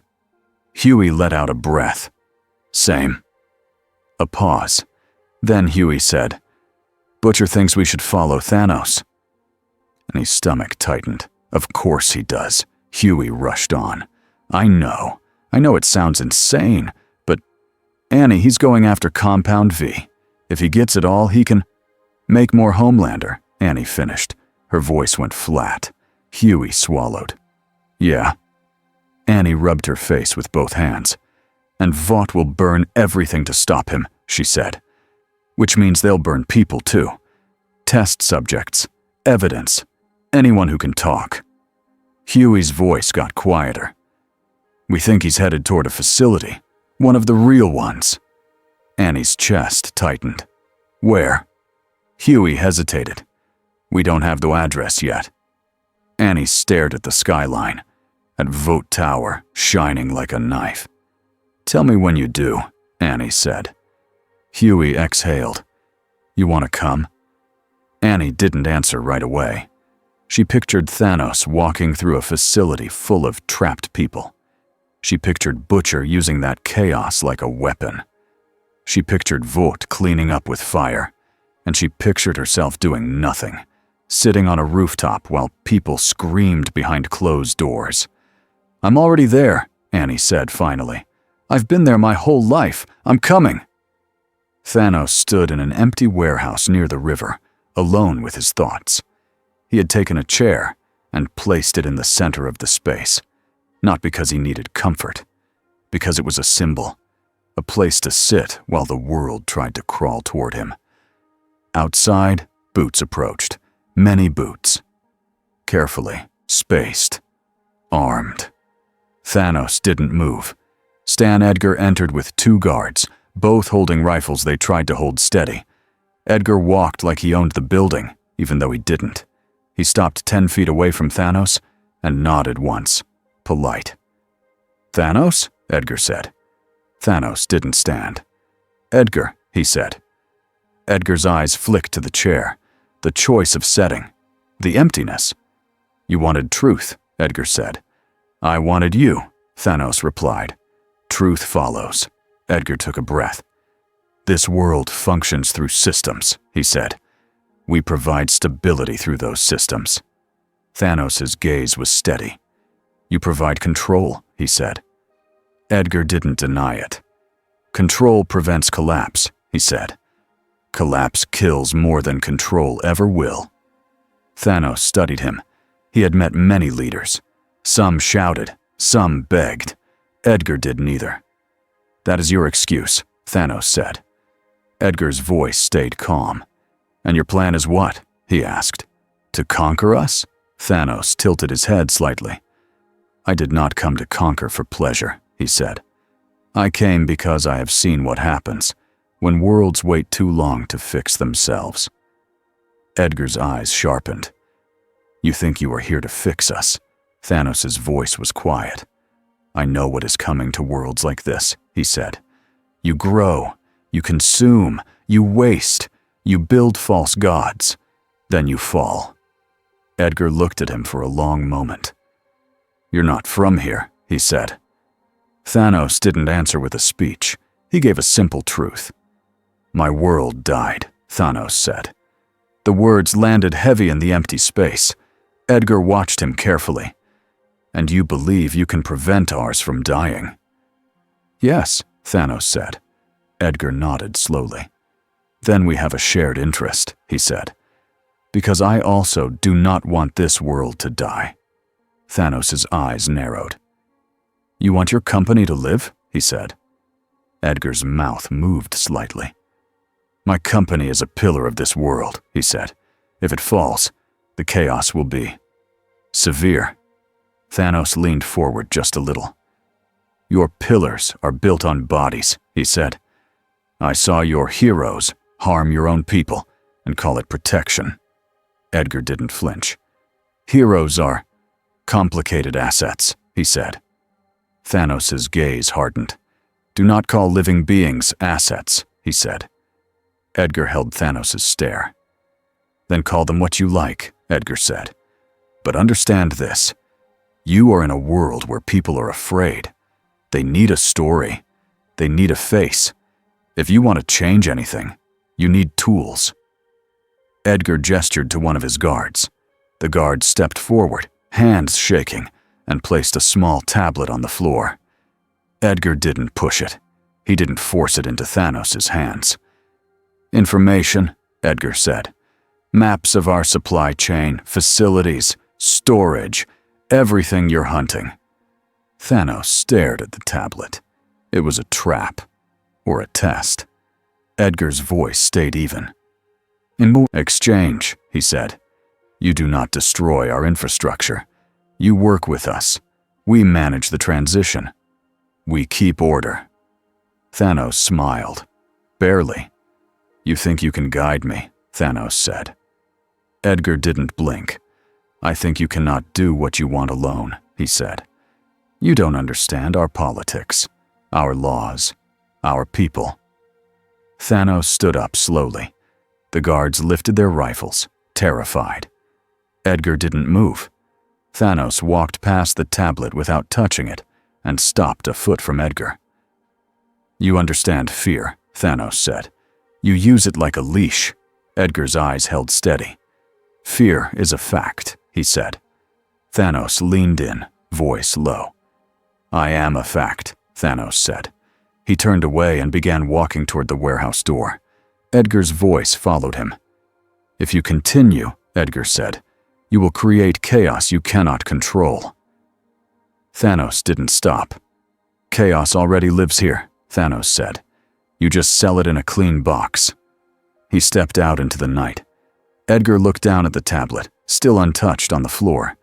Then he looked at his guard. Pick it up, Edgar said. The guard swallowed.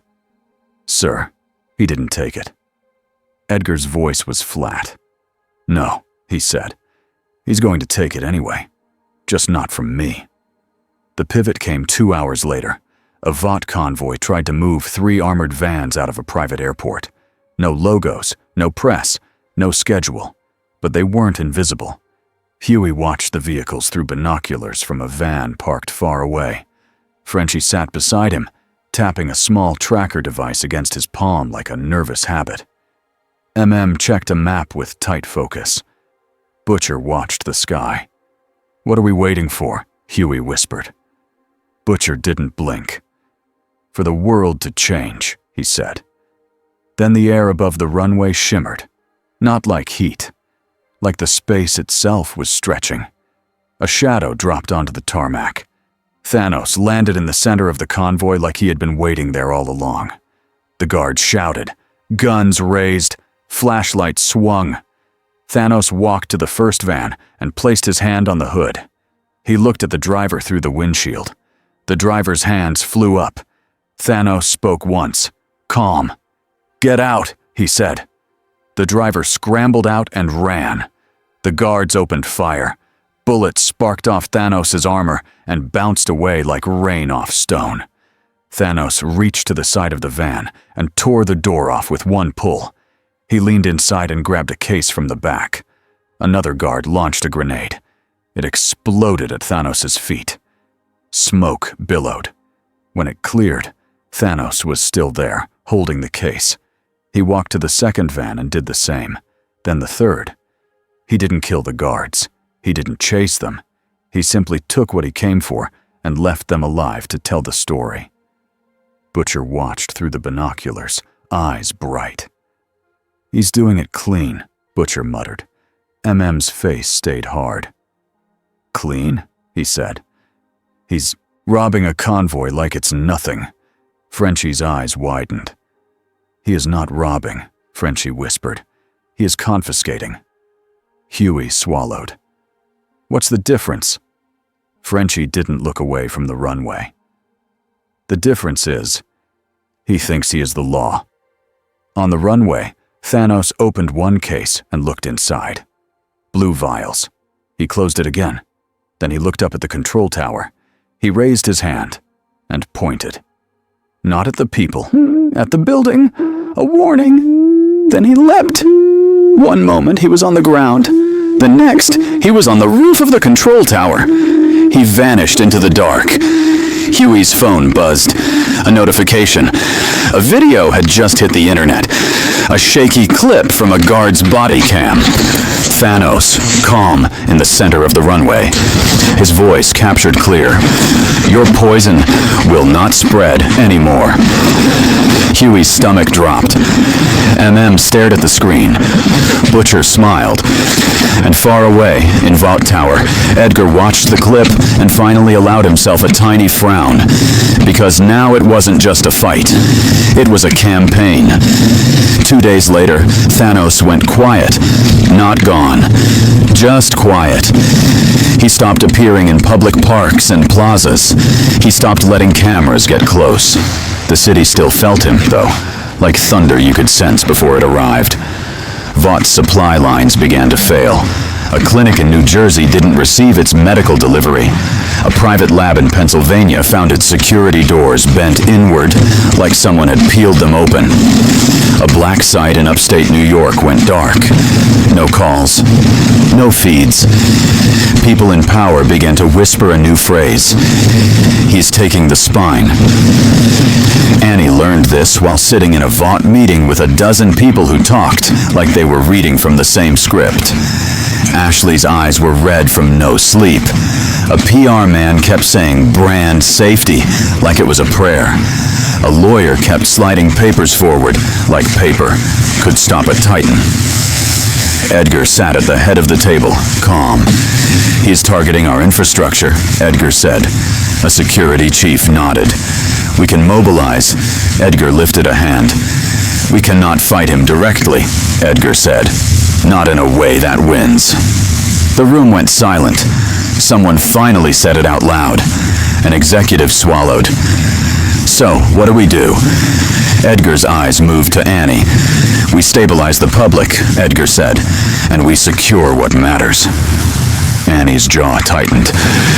"You mean you hide what matters?" she said. Edgar looked at her. "I mean we prevent collapse," he replied. Annie leaned forward. "People are already collapsing," she said. "Your heroes have been hurting them for years." And now, a real threat shows up and suddenly you care about order? Ashley hissed. Annie. Edgar's voice stayed even. Your conscience is noted, he said. Your usefulness is required. Annie stared at him. I'm not your tool. Edgar's gaze didn't change. Everyone is a tool, he said. The only difference is whether you choose your purpose. Annie felt her hands curl into fists under the table. She looked around the room. No one else looked angry. They looked scared. They looked like people who had been living in a fake world and now saw the real one. Annie realized something that chilled her. Thanos didn't even have to hurt them to win. He just had to keep proving they were small. The side mission started as a quiet choice. Thanos stood alone in an empty subway station at midnight. The trains had stopped running hours ago. The place smelled like dust and old metal. He had brought something with him. Not a weapon. A small stack of papers he had taken from a vault office. Charts, numbers, population data, resource maps, production lines, consumption rates. He laid them out on the dirty floor like a general laying out a battlefield. He didn't do this because he loved paperwork. He did it because conquest without structure was just violence, and Thanos did not waste effort. He studied the data with steady focus. This world had more than his world ever did. More food, more water, more machines, more energy. And still, people slept on streets while towers glowed. The problem wasn't lack. It was greed. It was the system. Thanos' eyes narrowed as he traced a line on a map. Compound V supply wasn't one place. It was many. But there was a hub, a facility marked with a code that appeared again and again in shipping logs, a place that didn't exist on public maps. Thanos stood and gathered the papers. He knew where he had to go next, not for a public fight, for the source. As he walked up the subway stairs, a shadow moved behind a pillar. A woman stepped out into the weak light. Starlight. Annie kept her hands visible, palms open. She kept her voice calm. I'm not here to fight, she said. Thanos stopped at the top of the stairs and looked down at her. You followed, he said. I did, Annie replied, because people are trapped in those places you're hitting. Not just guards, not just staff. People. Thanos' gaze stayed steady. I do not harm the weak, he said. Annie swallowed. You smashed a runway tower, she said. Thanos' tone was flat. I broke a building, he said. Buildings do not bleed. Annie stepped closer, careful. Vought burns evidence, she said. They burn people with it. If you hit a facility, they might destroy it with everyone inside. Thanos' eyes narrowed slightly. That was new information. Annie pressed on. You're strong, she said. But you're one person. You can't be in every room at once. Thanos stared at her for a long moment. Then he spoke, quiet. You want to save them, he said. Annie nodded. Yes. Thanos turned his head slightly, like he was listening to the city itself.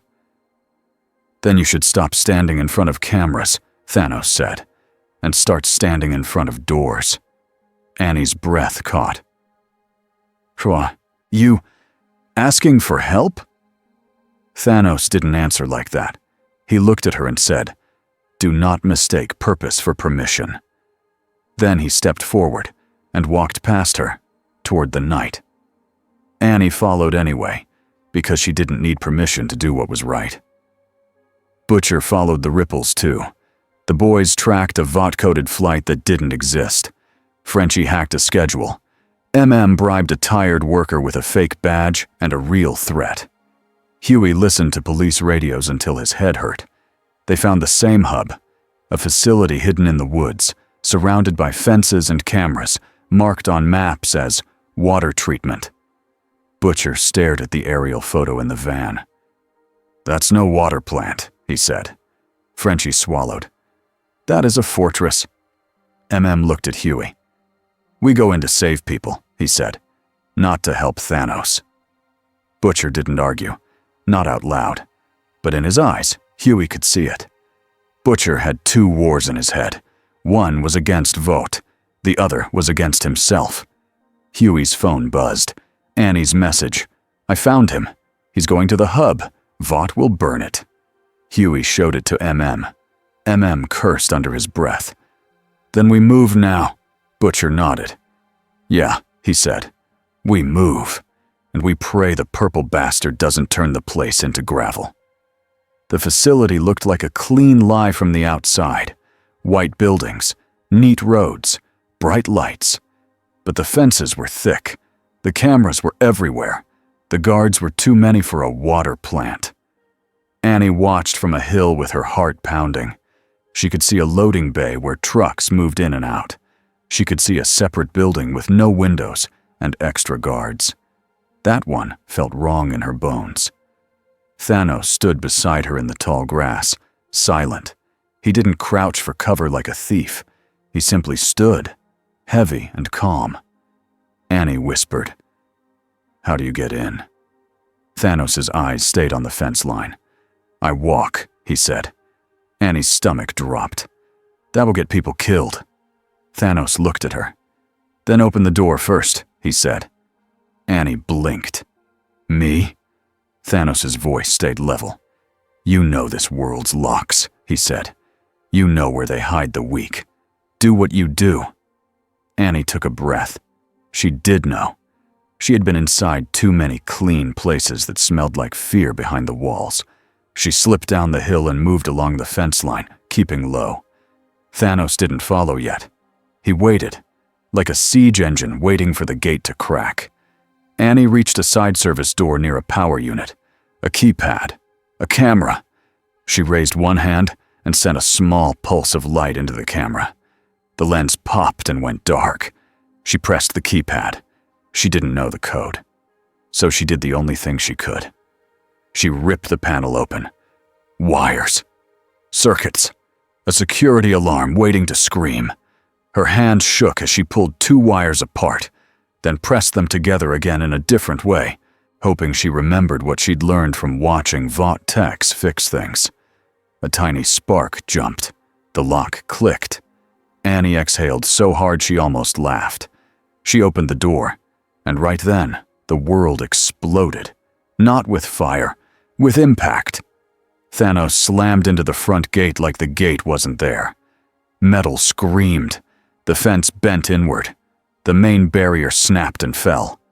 Guards shouted. Alarms blared. Annie flinched and ran inside through the service door. Thanos stepped through the broken gate and kept walking. Bullets sparked off his armor. He didn't slow.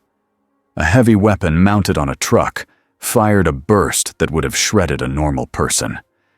Thanos raised his arm. The rounds hit his bracer and ricocheted away in bright flashes. He kept walking. He reached the truck. He grabbed it by the front and lifted it. The guards inside screamed. Thanos turned and tossed the truck to the side. It crashed into a concrete wall, not exploding, just ruined. He wasn't playing. He was clearing. Annie sprinted down a hallway inside the facility, following signs that didn't match anything a water plant should have. Authorized personnel only. Biohazard. Talent development. Her stomach twisted. Then she heard screaming from behind a locked door. She stopped, pressed her ear to it. More screams. Not anger. Fear. Annie put both hands on the door and blasted it with light. The lock melted. The door flew open. Inside were rows of small rooms with glass fronts. Cells. People inside. Some adult. Some young. Some weak-looking. Some shaking. A few had bruises. Many had IV lines taped to their arms. Annie's breath caught in her throat. A woman inside one cell lifted her head and stared at Annie like she was a miracle and a threat at the same time. Annie forced her voice to stay calm. "I'm here to get you out," she said. The woman's lips trembled. "They said you're fake," she whispered.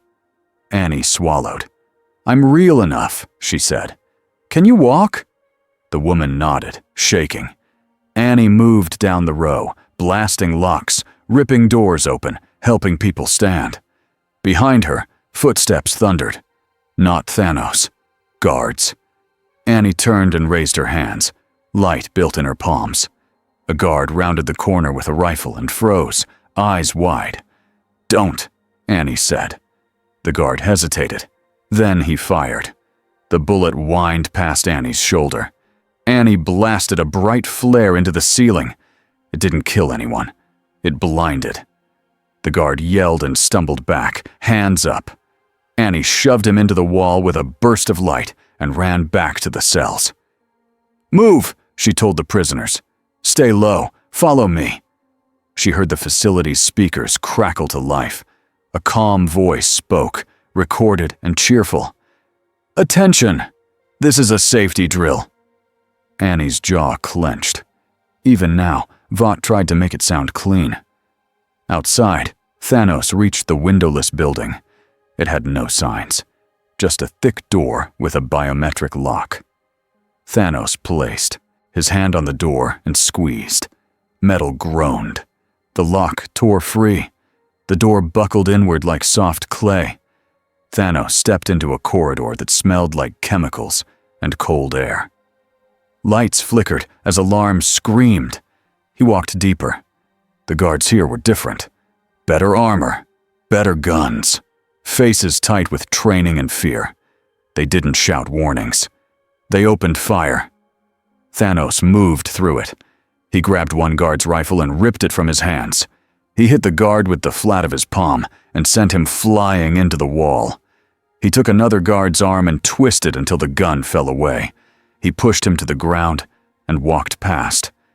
He wasn't here for them. He was here for the heart.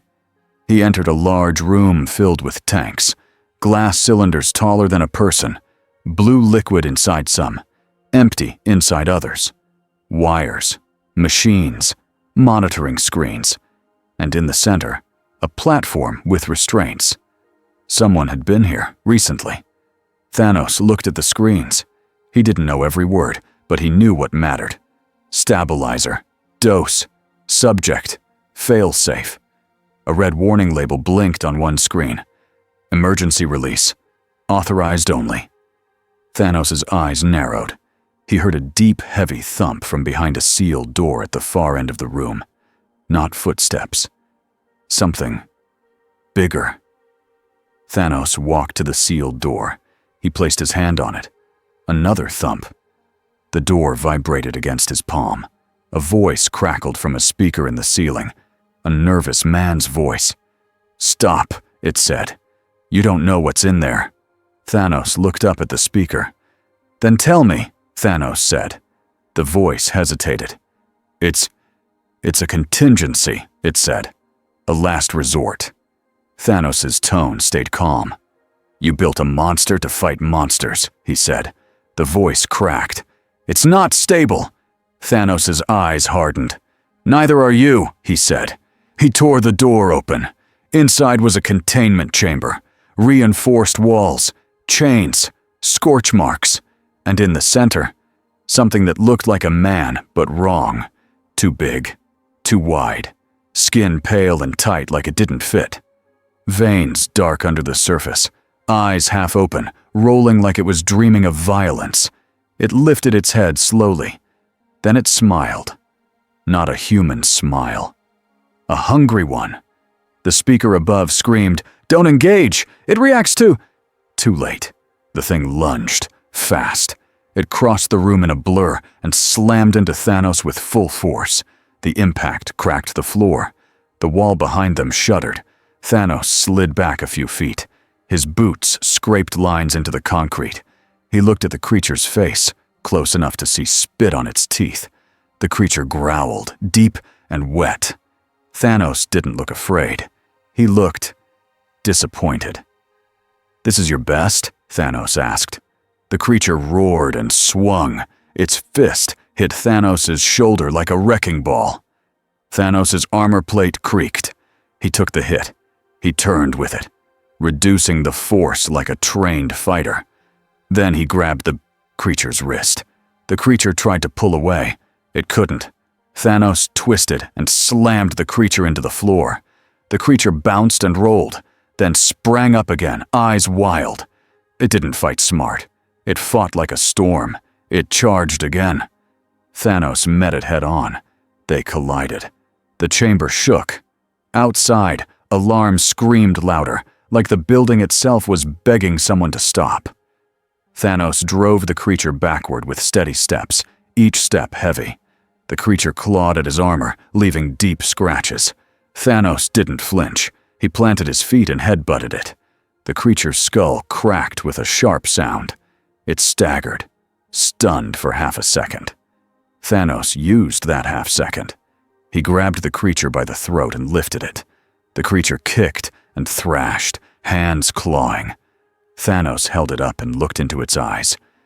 "You were made," Thanos said. "Not born," the creature gurgled. Thanos tightened his grip just enough to stop it moving. Then he slammed it into the reinforced wall. The wall cracked. The creature dropped, coughing, still alive.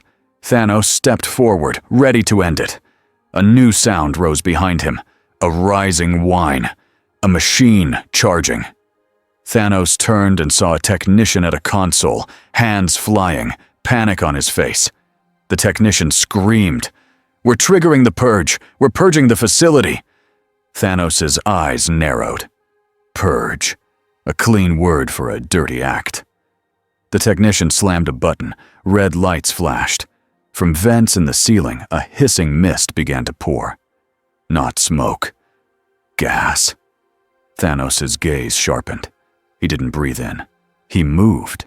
He crossed the room in a blur for someone his size and grabbed the technician by the collar. He lifted him off the ground.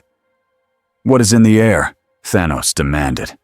The technician cried, It's sterilization. It kills everything. It has to."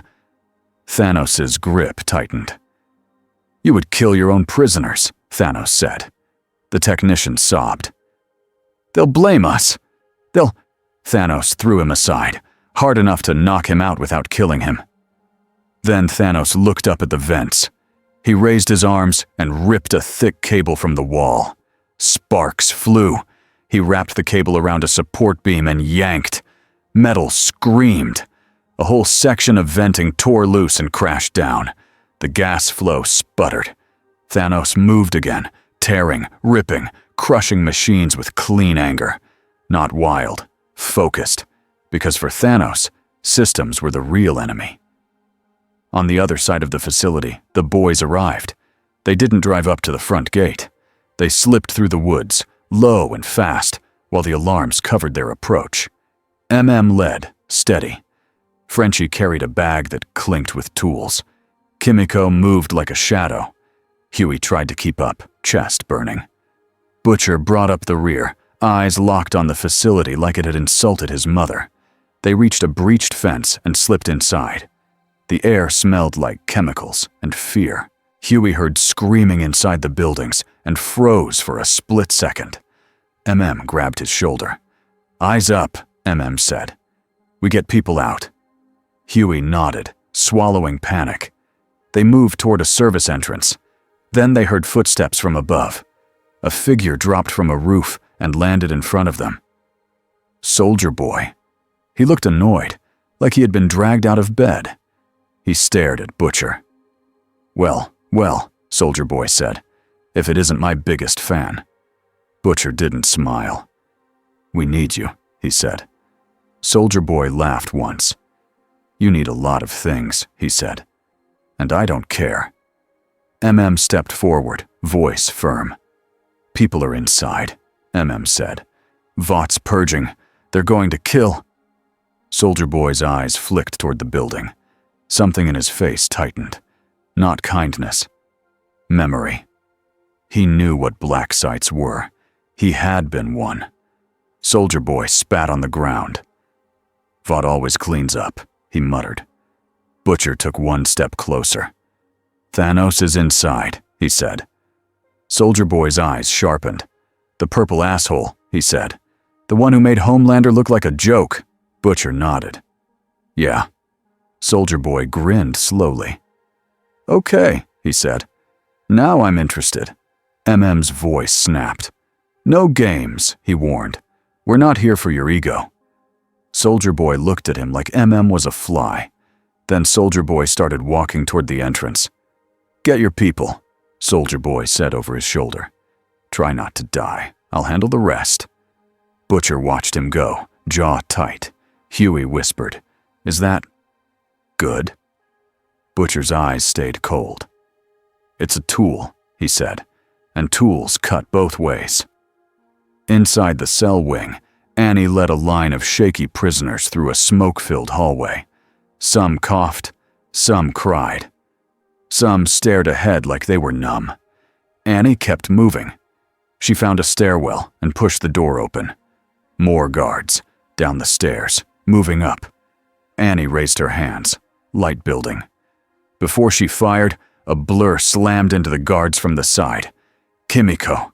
She hit them hard and fast, disarming, knocking them down, clearing the path with brutal focus. Annie blinked. "Kimiko?" Kimiko didn't answer. She just grabbed Annie's elbow and pointed up the stairs, then toward an exit sign. Annie understood. Huey appeared behind Kimiko, panting, face pale. "Annie?" he gasped. "Oh my God!" Annie's chest tightened with relief and fear at the same time. "Huey," she said, "help me get them out." Huey nodded fast and moved to the prisoners, guiding them, holding elbows, catching people when they stumbled. Frenchie came next, eyes wide as he saw the cells. "Mon Dieu," he whispered, rage and sorrow mixing on his face. They did this here. MM arrived and took control without words, scanning, counting. "Move," MM said, firm. "We go now." Annie grabbed Huey's hand for a second, just to feel something real. Then she let go and kept moving. Because there wasn't time for comfort. There was only time for action. In the containment chamber, the monster rose again. Its head was bleeding. Its breath battled. But it still wanted to fight. It charged Thanos with a roar. Thanos met it with a step forward and a punch that sounded like a cannon. The creature flew backward and smashed into a tank. Glass cracked. Blue liquid spilled. Alarms screamed louder. Thanos' eyes narrowed. The creature clawed its way out of the broken tank, shaking like it was trying to wake up from pain. Thanos walked toward it, steady. "You were built to obey," Thanos said, "and to die for them." The creature snarled and lunged again. Thanos caught it midair. He held it there for a second, arms locked, muscles like stone. Then he threw it straight up. The creature hit the ceiling with a crash and fell back down. Thanos caught it again and slammed it onto the floor. He placed one boot on its chest and pressed down. The creature's arms flailed, then slowed. Not dead, but pinned. Thanos looked up at the shattered tanks and the warning screens. Then he heard a new sound, a pulse building in the distance, a deep, familiar boom. "Soldier Boy!" The facility shook. Dust fell from the ceiling. The monster under Thanos' boot twitched like it recognized the energy. Thanos' gaze sharpened. A new player had entered the field. Thanos stepped off the creature and walked out of the chamber, following the sound. He moved through corridors lit by red emergency lights. He reached a central hallway and saw the source. Soldier Boy stood in the middle of the passage like he owned it. Wires hung from the ceiling. Guards lay groaning on the floor around him. Soldier Boy looked up as Thanos approached. He grinned. "There he is," Soldier Boy said. Thanos stopped 10 feet away. They stared at each other. Two forces, two kinds of war. "You fight well," Thanos said. Soldier Boy laughed. "You hit hard," he replied, "but you're not the boss of me." Thanos' eyes flicked across Soldier Boy's stance, his breathing, his shield. He saw pain behind the pride. He saw a man made into a weapon who still wanted applause. Thanos' voice stayed calm. "This place is your maker's crime," he said. "And you still stand with them." Soldier Boy's grin slipped. "I don't stand with anyone," he snapped. "I stand where I want." Thanos took one step forward. Soldier Boy raised his shield. "Try me," he said. Thanos didn't swing first. He looked past Soldier Boy. He saw a blast door at the end of the hall labeled Core Lab. That was what he needed. He moved to the side, intending to go around. Soldier Boy stepped to block him. "Nah," Soldier Boy said. "You don't just walk past me." Thanos stopped again. His patience thinned. "Move," Thanos said. Soldier Boy's eyes flared. "Make me." Thanos moved. He struck Soldier Boy's shield with a heavy blow that sent a shock through the hallway. Soldier Boy skidded back a foot. Then Soldier Boy lunged, shield first, driving into Thanos' chest. Thanos took the hit, planted, and grabbed the shield edge. They struggled for control for a second, muscles locked, boots scraping. Soldier Boy snarled and tried to charge his chest blast. Thanos saw the glow beginning. He didn't panic. He headbutted Soldier Boy again, hard enough to rattle his teeth. Soldier Boy's glow flickered. Thanos grabbed Soldier Boy's wrist and twisted. Soldier Boy grunted, pain flashing on his face. Thanos didn't break him. He simply forced him down. Soldier Boy's knee hit the floor. Thanos leaned close, voice low. "You are not my enemy," Thanos said. "You are evidence." Soldier Boy's eyes burned with hatred. "Go to hell," he spat. Thanos released him and walked past. Soldier Boy slammed his fist into the floor in rage. He started to rise. Then the facility speakers blared again. This time, it wasn't a cheerful drill voice. It was a panicked one. "Purge in 90 seconds. All personnel evacuate." Soldier Boy froze. Thanos stopped. For the first time, both of them understood the same thing at the same moment. Vought was going to kill everyone inside. To erase the mess. To erase proof. Thanos turned his head back toward Soldier Boy. "Help them leave," Thanos said. Soldier Boy snarled. "Don't tell me what to do." Thanos' eyes hardened. "Then do what you want," he said. "For once." Thanos walked toward the core lab doors. Soldier Boy looked down the hall where screams echoed. His face tightened. Then he cursed and ran the other way. Not because Thanos told him, because something inside him still hated being used. Even by Vought. Annie and the boys reached an exit corridor that led to a service tunnel. forced the door open. Fresh air hit their faces like a gift. "Go!" shouted to the prisoners. "Run!" People stumbled into the tunnel, coughing, crying, eyes wide. Huey guided them, one hand out, voice soft. "You're okay. You're okay. Keep going." Annie turned back toward the facility. She could hear the purge timer blaring now, a harsh beep that felt like a countdown to murder. Frenchie grabbed her arm. "Annie, no," he said. "We did what we can." Annie's voice shook. "There are still people inside," she said. Kimiko pointed down the corridor. She made a motion with her hands. More. Inside. Annie's heart twisted. M's jaw clenched. "We can't go deeper," he said. "We don't have time." Butcher appeared out of the smoke at the far end of the corridor, eyes wild. "Where is he?" Butcher snapped. Annie stared at him. "Thanos is inside," she said. "In the lab wing." Butcher's eyes lit up like a match. "Good," he said. "Maybe he'll burn the whole place." Grabbed Butcher by the collar and shoved him into the wall. "No," growled. "People are still inside, you psycho." Butcher shoved back. "And you think Vought will let him live?" he hissed. "They're purging." Annie stepped between them, voice sharp. "Stop," she said. "This isn't about you two." Butcher's eyes flicked to her. For a second, he looked almost ashamed. Then the beep sped up. 30 seconds.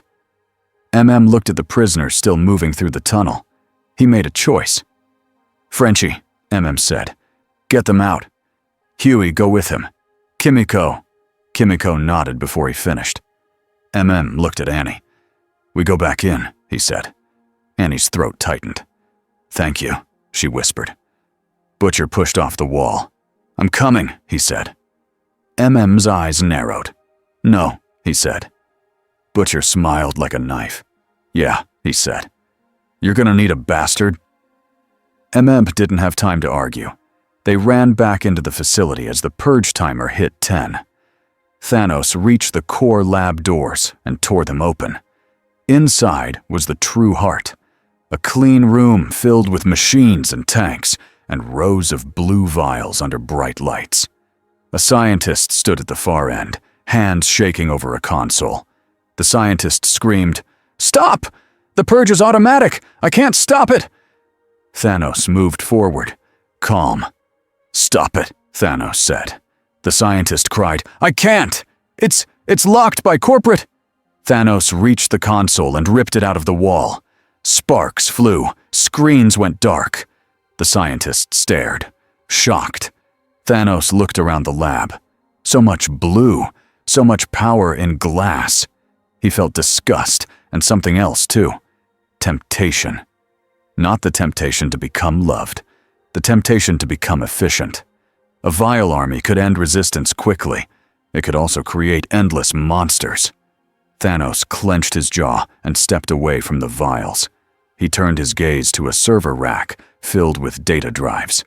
He grabbed it and yanked. The whole rack tore free, cables snapping. He carried it like it was nothing. Then a deep rumble shook the floor. The purge had triggered something else, a facility self-destruct system. Vaught's real cleanup. The building groaned like it was about to collapse. Thanos looked toward the ceiling, calculating. He could leave now with the server rack. But Annie was right. There were people inside. He could not be everywhere at once, but he could remove one key problem. The gas. Thanos moved fast, ripping open panels, tearing vents, crushing pipes. He followed the gas line like a hunter following tracks. He found the main valve. It was locked behind a thick steel cage. Thanos tore the cage open and ripped the valve off the wall. The hissing slowed, not stopped, but slowed. He had bought time.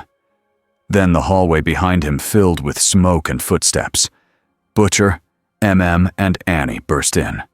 All three froze when they saw the lab, the blue vials, the tanks, the server rack in Thanos' hands. Butcher's eyes went wide like he had found heaven and hell in one room. Jesus, Butcher whispered. M's face twisted, with anger and pain. This is what they've been hiding, he said. Annie's eyes filled with tears. She didn't have time to cry. Thanos looked at them. You came back, he said. Annie's voice shook. People are still inside, she said. And the building is... A violent tremor cut her off. The floor jumped. Shouted, "We have to go." Butcher stepped closer to the vials, eyes hungry. "Or we take it," he hissed. "We take it all and..." Annie snapped. "No!" Butcher turned to her, furious. "You want Vought to keep making them?" he said. "You want more Homelanders?" Annie stepped in front of the vials like her body could block a future. "I want it destroyed," she said. "Not stolen." Butcher's voice went low. "Destroyed by who?" he asked.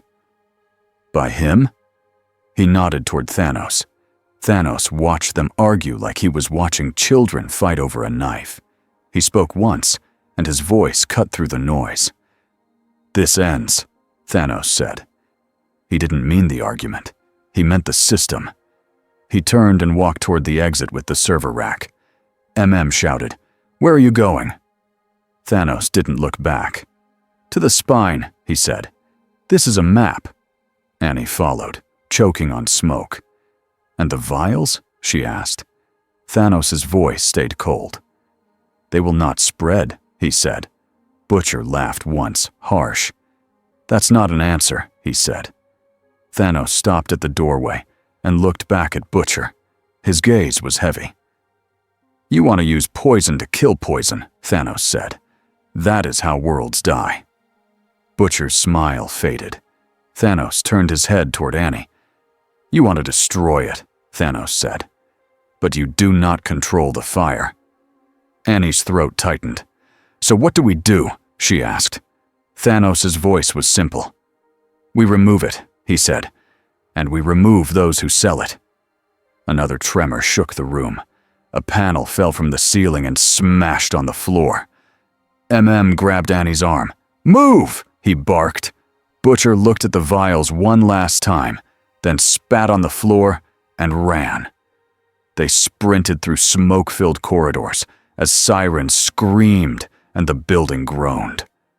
In the tunnel outside, Huey and Frenchie were herding the last prisoners into the trees. Huey saw Annie and ran toward her, panic on his face. Annie! Annie grabbed him, breathless. I'm here, she said. I'm here. Behind them, the facility made a sound like a giant cracking its back. Then it collapsed inward with a violent roar. Dust and debris shot up into the sky. The ground shook hard enough to knock people off their feet. Huey held Annie tight. Covered a prisoner's head with his own body. Frenchie pulled two people behind a fallen tree. Butcher stared at the collapsing building like he wanted to cheer and cry at the same time. Thanos stood in the open, dust washing over him like a wave. He didn't move. When the dust cleared, the water plant was gone. A crater remained, a clean lie erased by an ugly truth. Annie coughed and looked around at the freed people in the woods. Some were on their knees, crying. Some stared at the crater in shock. Some looked at Thanos with wide eyes, like they didn't know if he had saved them or doomed them. Annie stepped forward. Thanos, she called, voice raw. Thanos turned his head slightly. You saved them, Annie said. You actually saved them. Thanos' voice was quiet. I saved a few, he said. Your world still bleeds. He looked past her, toward the distant glow of the city. Then he lifted the severed data rack slightly, as if it weighed nothing at all. This is the map, Thanos said. Now I take the spine. Butcher stepped forward, dust on his face, eyes sharp. And what happens when you do? Butcher asked. Thanos looked at him. For a moment, the night was very still. Then Thanos spoke the line that made Annie's skin go cold. Then this world stops pretending, Thanos said, and chooses what it truly is.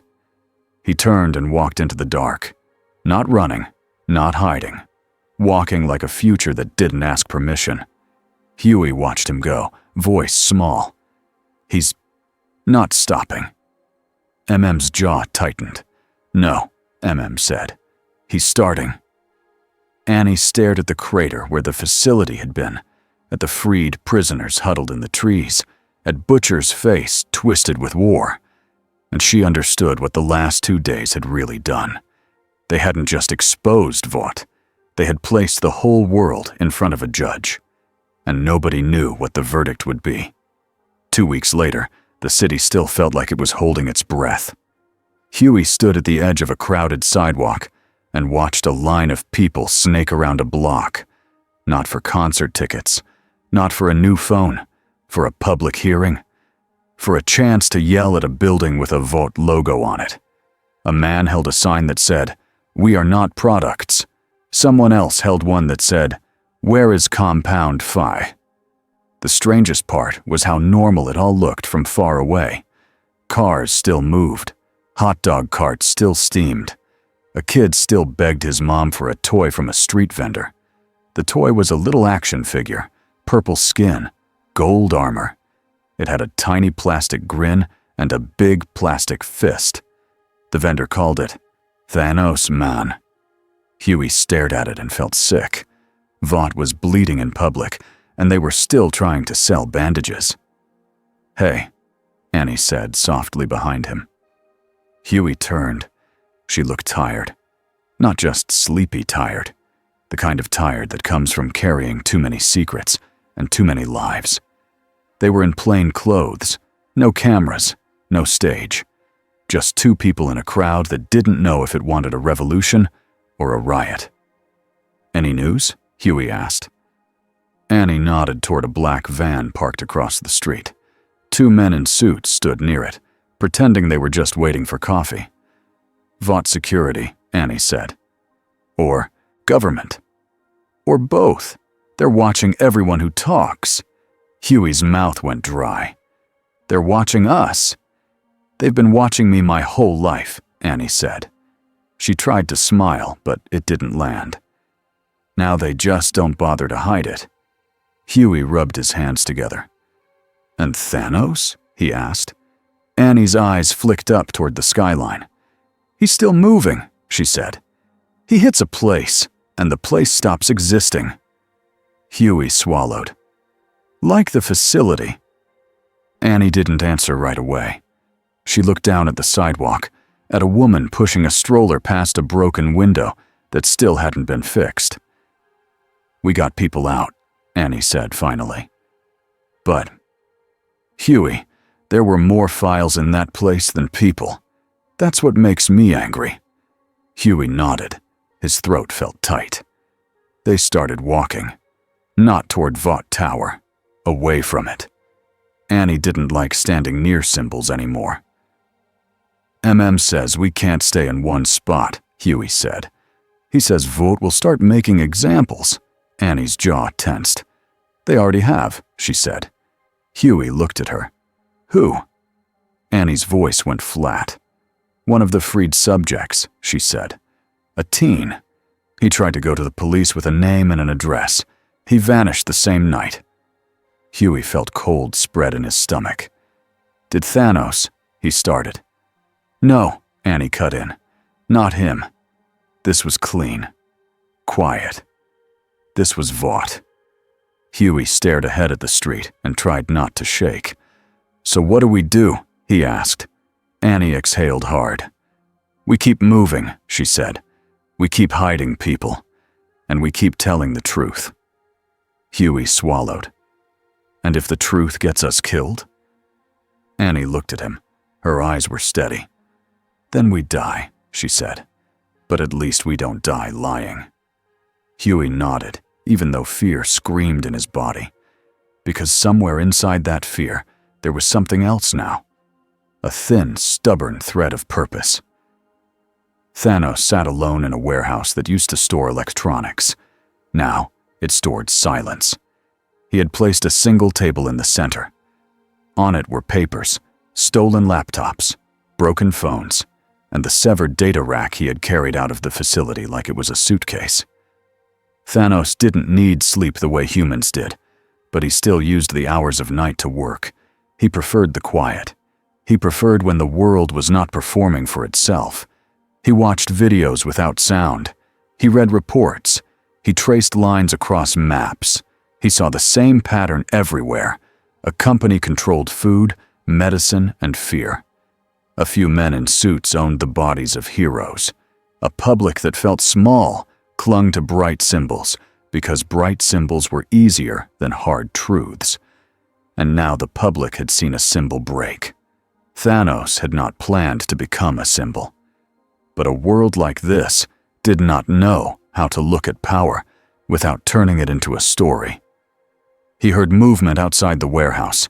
Not guards, not drones. Footsteps, slow, alone. Thanos turned his head. A man entered, hands raised. Not a soldier, not a soup. A city official, maybe. A mayor's aide. A messenger with fear in his eyes and sweat on his lip. He held a folder. Thanos stared at the folder. The man's voice shook. "Mr. Thanos," he said, "I'm here from the city council." Thanos didn't respond. He waited. The man swallowed and forced the words out. We want to talk about your zones." Thanos' eyes narrowed. "My zones," he repeated. The man nodded quickly. "Places where things stopped," he said. "Where crime dropped overnight. Where soups stopped showing up. Where people stopped being harmed," Thanos finished. The man nodded like he was grateful Thanos had said it nicer. Yes, he whispered. But it's making the police look weak. It's making the public confused. Some people think you're saving us. Some people think you're occupying us. Thanos leaned back in the chair. Which is true? Thanos asked. The man froze. Thanos watched his face, watched the panic, watched the instinct to pick the safest answer. The man forced a nervous laugh. Well, we just want stability. Thanos stood. The man flinched so hard he almost fell. Thanos walked past him, not fast, not threatening, just heavy. He stepped out of the warehouse and into the street. The night was cold. The city lights cut across wet pavement. Across the block, 2 men in masks shoved another man against a wall. They held a knife. They demanded a wallet. The victim's hands trembled. He tried to speak. Nothing came out. Thanos walked toward them. The muggers didn't notice him at first. Then one did. He turned and saw the purple giant in gold armor walking straight at him. The mugger's face went pale. He stumbled back, eyes wide. Yo, the mugger stammered. Nah, we're good. Thanos didn't answer. He took the knife out of the mugger's hand with 2 fingers, like pulling a twig from a child. He bent it once. The blade folded. He dropped it. Then he looked at the 2 men. Leave, Thanos said. They ran. Not because Thanos chased them, because he didn't have to. The victim slid down the wall, breathing hard. He stared up at Thanos, terrified and amazed at the same time. Thanos looked at him. Go home, Thanos said. The victim nodded fast and stumbled away. Thanos turned back to the city official. This is what your systems allow, Thanos said. The official's voice was small. We have laws, you have paper, Thanos said. Paper does not protect the weak. The official swallowed. So, what are you doing? He asked. Thanos looked out over the city, eyes calm. I am removing what makes monsters, he said, and I am watching what replaces it. The official hesitated. And if we replace it with nothing? He asked. Thanos' gaze hardened. Then you will. Learn what nothing costs, Thanos said. He turned and walked back into the warehouse. The official stood alone in the cold, holding a useless folder, realizing he had just spoken to something that did not care about titles, only outcomes. Stan Edgar sat in a conference room with 3 lawyers, 2 economists, and 1 exhausted security chief. On the screen was a live map of Vought's broken supply lines, red lines, dead routes, missing trucks, empty vaults. Edgar didn't touch his coffee. A lawyer spoke, eager to feel helpful. We can file injunctions, he said. We can declare him an unlawful actor and request federal. Edgar raised 1 hand. The lawyer stopped. An economist cleared her throat. Our stock is collapsing, she said. Public trust is collapsing. And our partners overseas are… Edgar cut in. I'm aware, he said. The security chief leaned forward. We have 1 asset that can still engage him. Edgar's eyes flicked to the man. No, he said. The security chief swallowed. Sir, Homelander is unstable, Edgar finished. He stood and walked to the window. Below, the city moved like a restless animal. Edgar's voice stayed calm. If we unleash him, we lose control, he said. A lawyer tried again, desperate. Then we should negotiate. Edgar looked over his shoulder. We did, he said. He does not want money. He does not want fame. He does not want a seat at our table. The economist asked, then what does he want? Edgar paused. That was the problem. Edgar understood greed. He understood fear. He understood pride. Thanos felt like something older than all of those. Edgar spoke anyway, choosing words carefully. He wants to judge, Edgar said. The room went quiet. The security chief whispered, Can we stop him? Edgar's face didn't change. We can slow him, he said. We can confuse him. We can make the public turn on him." The lawyer nodded fast. "Propaganda," he said. "We can—" Edgar's eyes narrowed slightly. "Not propaganda," he corrected. "Narrative." A soft buzz interrupted them. A red alert flashed on the screen. A secure facility in Virginia had gone dark. Another in Colorado. Then another. Edgar stared at the map. Thanos wasn't taking random pieces. He was taking the spine. Edgar exhaled once, slow. "Prepare the contingency," he said. The lawyer blinked. "Which contingency?" Edgar didn't answer the lawyer. He looked at the security chief. "Bring Homelander to me," Edgar said. "Now." The security chief hesitated. "Sir, he's refusing." Edgar's gaze sharpened. "He doesn't refuse me," Edgar said. Homelander arrived in Edgar's office with a smile that looked like a knife. He wore his suit. He wore his cape. He wore the face the public wanted, but his eyes didn't match it. Edgar didn't stand. "Sit," he said. Homelander didn't sit. "I'm not your employee today," Homelander said softly. Edgar folded his hands. "You are always my employee," Edgar replied. Homelander's smile twitched. Edgar continued, voice even. "You embarrassed yourself," he said, "and you embarrassed the company." Homelander's eyes flared. "He attacked me." Edgar's tone did not change. "You attacked him first," he said. Homelander's jaw tightened. His nostrils flared. Edgar watched him like he watched numbers on a screen. "I need you controlled," Edgar said. Homelander leaned forward slightly, smile still on his lips. "Try," he whispered. For a moment, the air felt heavy. Edgar didn't flinch. He didn't raise his voice. He reached into a drawer and placed a small object on the desk. A photo. Homelander's smile faded. In the photo was a small room, a sterile room, a child's bed, a mirror. Homelander's throat tightened. Edgar spoke calmly. "I know how to hurt you," he said. "Not your body, your story." Homelander's eyes burned. "You don't have a story," he hissed. "You have a product." Edgar nodded slightly. "Yes," he said. "And products can be recalled." Homelander's hands curled into fists. Edgar held his gaze. "This is what you will do," Edgar said. "You will stay out of Thanos' way until I tell you otherwise." Homelander's smile returned, smaller and meaner. "And if I don't?" Edgar's voice stayed soft. "Then I will make you small in public," he said. "And you will be hated." Homelander froze. Hated. That word hit him harder than a punch. Edgar leaned back. "Do you understand?" he asked. Homelander's smile trembled. Then he nodded once. Not because he agreed, because he was planning something worse. He turned to leave. Edgar called after him. "And Homelander?" Homelander stopped at the door. Edgar's voice was calm.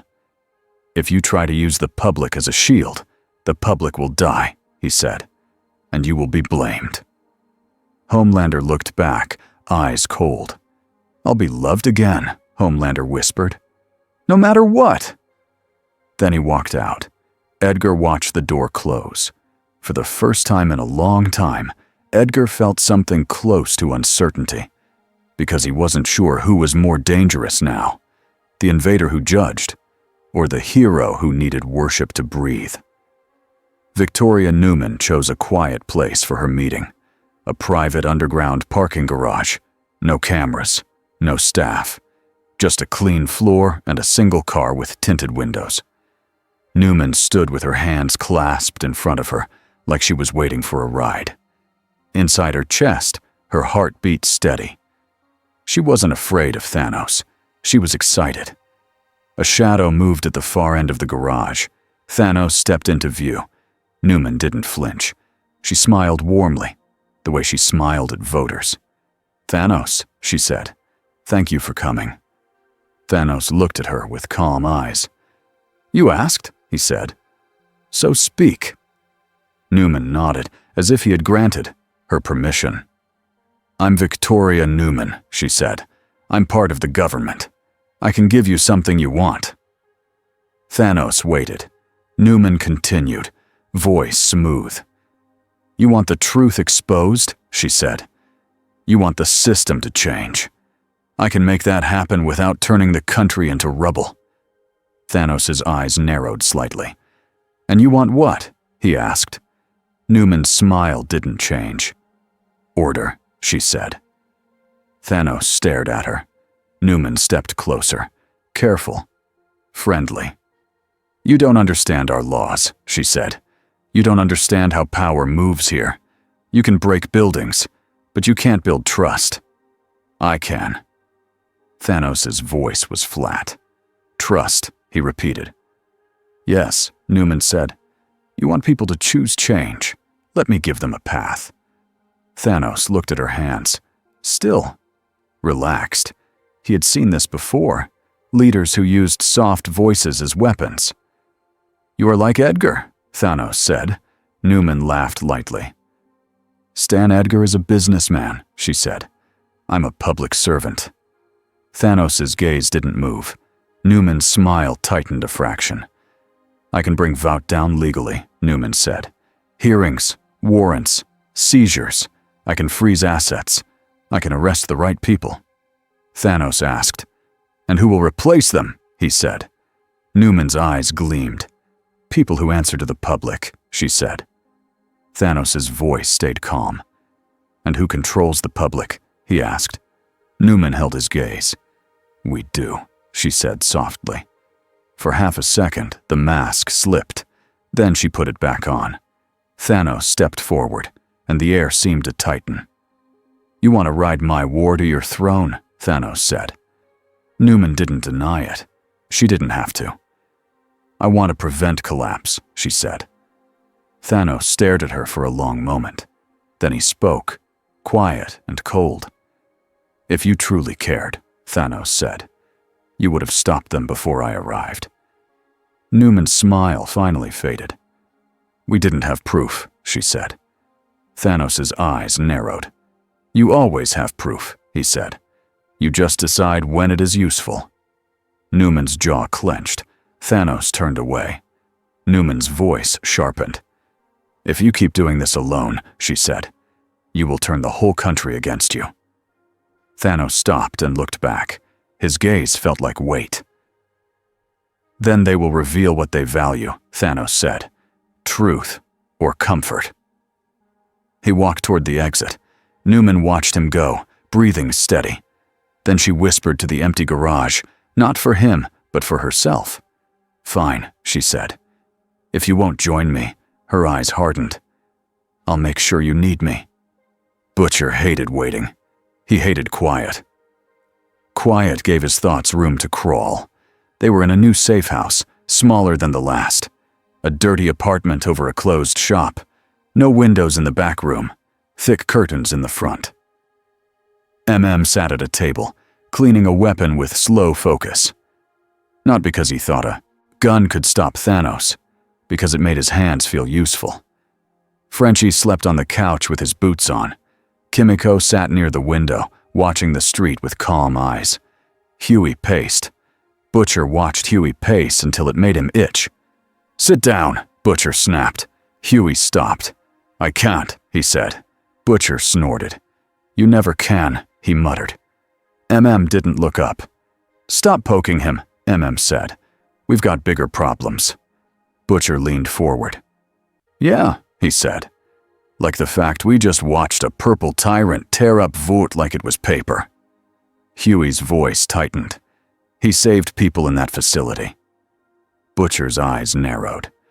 "He saved some," Butcher said, "and he destroyed the rest." Annie had arrived 10 minutes ago and stood near the door, arms crossed, face tired. "That facility was going to purge everyone," Annie said. "He slowed it. He helped." Butcher looked at her like she was naive. "And then he walked off with their data," Butcher said. "You think that's charity?" Annie's voice sharpened. "What do you want, Butcher?" she asked. "You wanted someone bigger than Homelander. You got him." Butcher's smile was thin. I wanted a weapon, he said. Not a king. Finally looked up. And that's why you're dangerous, said. Because you don't care who gets hurt as long as your enemy dies. Butcher's face hardened. Don't you dare, he said. Stood. I'm daring, said. I've watched you turn into the thing you claim you hate. The room went quiet. Huey watched both of them, heart hammering. Annie stepped between them again, like she always ended up doing now. We can't fight Thanos, Annie said. Not straight on. That's not the question.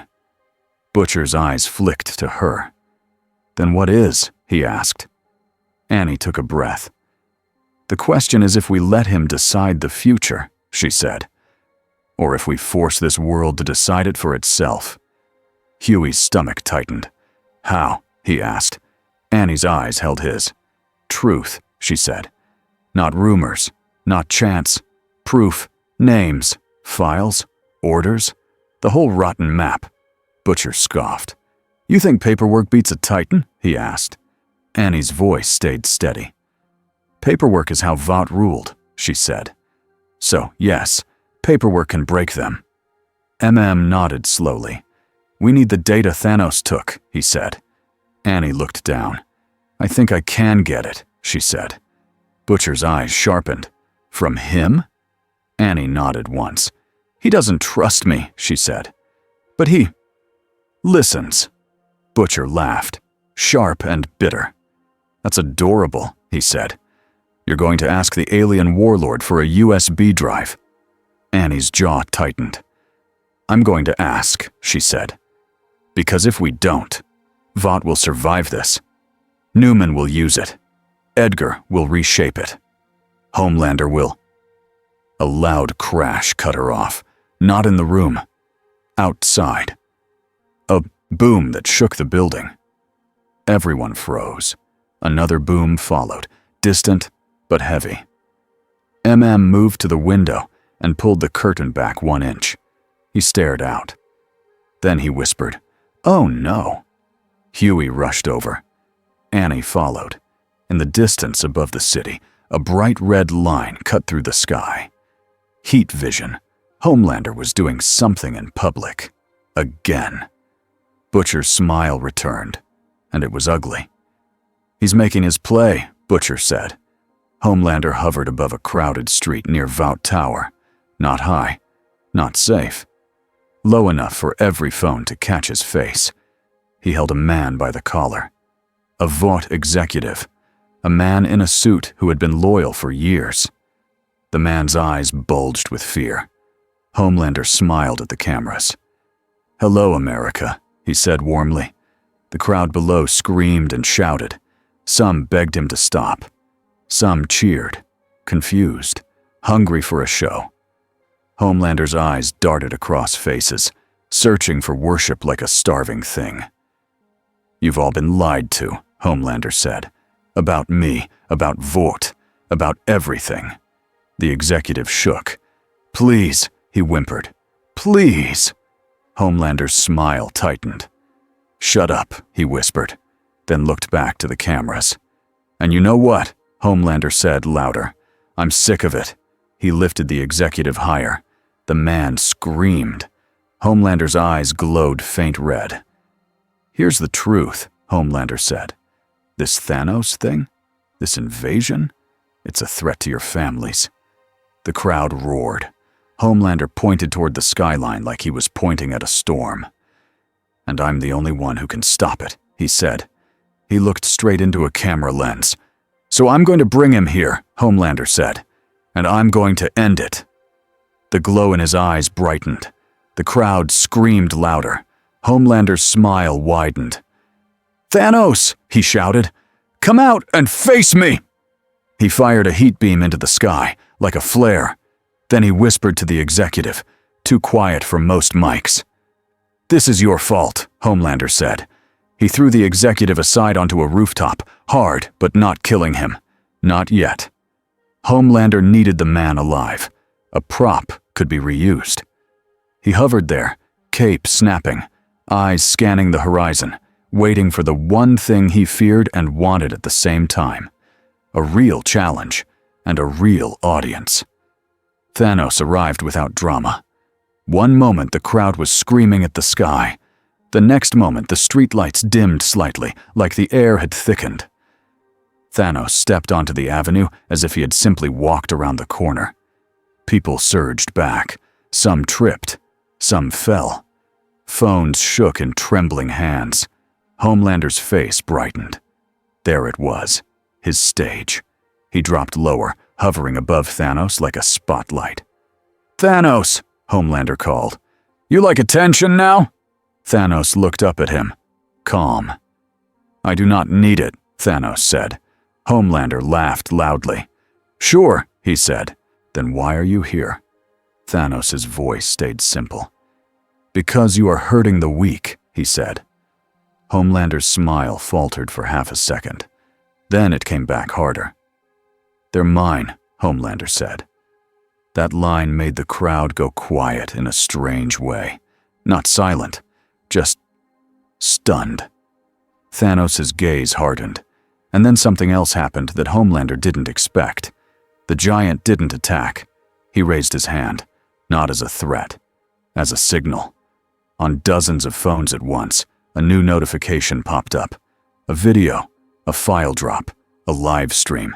Annie's face appeared on screens across the crowd. Not on Vought's network, not through their filters. On every platform, on every feed. Annie stood in a plain room with harsh lighting. Her eyes were tired and steady. "My name is Annie January," she said, "and I have proof." Homelander's head snapped toward the phones in the crowd. His smile twitched. "What is that?" he hissed. Thanos looked at him. "That," Thanos said, "is your world waking up." Homelander screamed in rage and fired heat vision at Thanos' chest. The beam hit hard. Thanos' armor glowed. The street behind him scorched. Thanos stepped forward into the beam. Homelander's eyes widened. The beam didn't stop him. Thanos reached up and caught Homelander by the ankle as Homelander swooped lower to strike again. He yanked. Homelander slammed into the street with a crash that sent dust and debris into the air. Cars bounced. People screamed and ran. Thanos didn't chase the running people. He kept his eyes on Homelander. On the phones, Annie continued. The stream showed documents, emails, names, orders, payments, videos of test rooms, clips of caged people, lists of subjects like they were inventory. The crowd's fear turned into something sharper. Anger, disgust. A woman sobbed. A man shouted. People screamed Vought's name like it was poison in their mouths. Homelander pushed himself up, face twisted. "No!" he roared. "No! No! No!" He flew upward, trying to burn the phones, trying to destroy the cameras, trying to erase the story. But there were too many, and the internet didn't have one throat to squeeze. He dove back down at Thanos, faster and wilder than before. Thanos met him. Not with panic, with precision. He blocked the charge. He struck once, then again. Not a long fight. A lesson. Homelander hit the ground a second time, hard. His cape was dirty.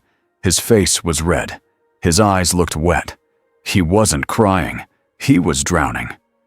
"You did this," Homelander hissed, voice cracking. "You did this to me." Thanos leaned closer. "No," Thanos said. "You did this to yourself." Homelander's lips trembled. "They need me," he whispered. "They love me." Thanos' voice stayed cold. "They feared you," he said. "You called it love." Homelander's eyes flashed red again, desperate. Before he could fire, a shield slammed into his side. "Soldier boy." He stood, there with a grim, ugly smile and a bruise on his cheek. "Hey, buddy," Soldier Boy said. "Miss me?" Homelander's face twisted. "You," he spat. Soldier Boy's eyes hardened. "Yeah," he said. "Me. The thing they threw away." The crowd screamed louder as they saw him. Some recognized him. Some didn't. But everyone could feel that this wasn't a staged fight. This was real. Homelander flew at Soldier Boy in a burst of rage. Soldier Boy met him with the shield. They crashed into a wall. Brick exploded. Glass rained. Soldier Boy grunted and shoved Homelander back. "You're not special," Soldier Boy growled. "You're just loud." Homelander roared and hit him again. Soldier Boy's chest began to glow faintly. Homelander's eyes widened. He backed up, suddenly cautious. Thanos watched them for one moment, then turned away. Not because he didn't care, because he knew something important. Homelander wasn't the spine. He was just a symptom. Thanos looked at the crowd, at the phones, at Annie's stream blasting truth into the open.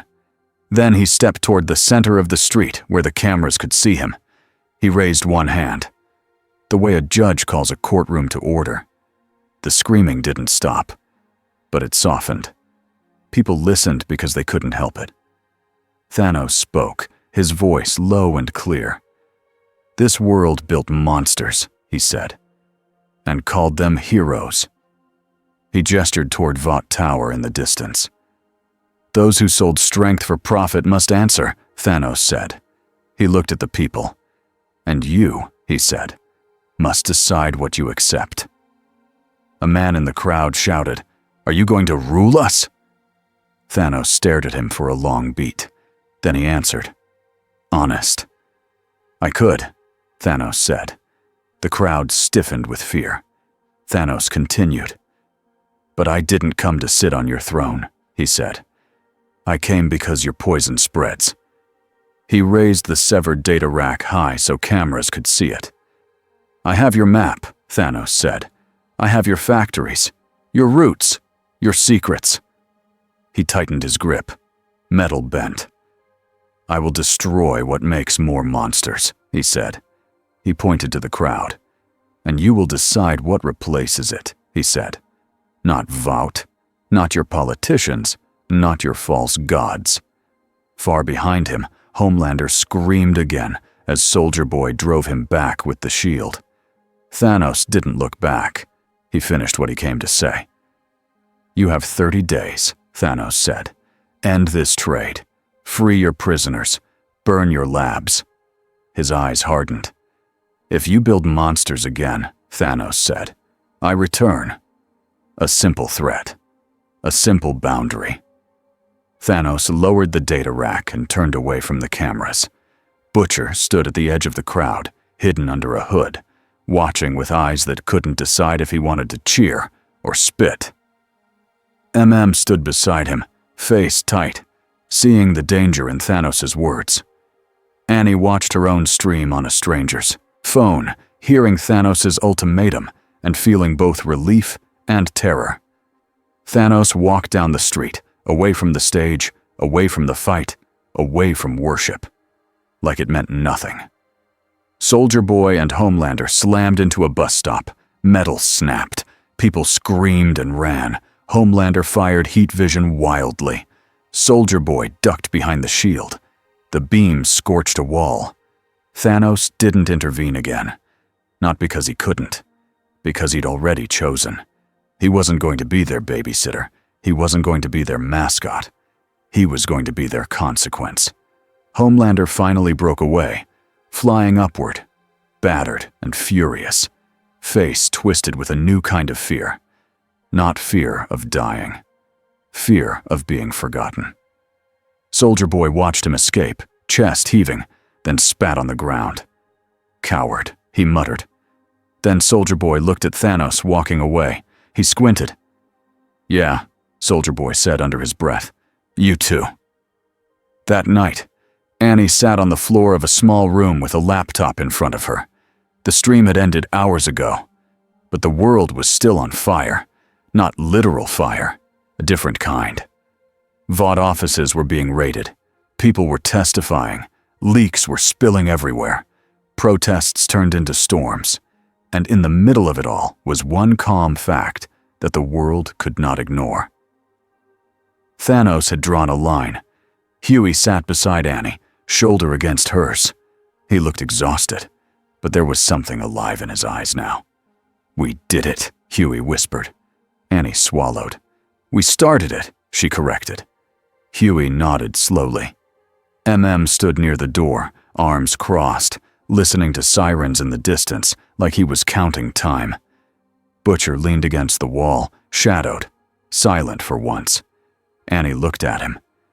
"You're quiet," she said. Butcher's mouth twitched. "Don't get used to it," he muttered. Annie waited. Butcher finally spoke, voice low. "He didn't kill him," Butcher said. Annie's chest tightened. "Homelander ran," she said. "He's hurt. He's exposed." Butcher shook his head slightly. "He's still breathing," he said.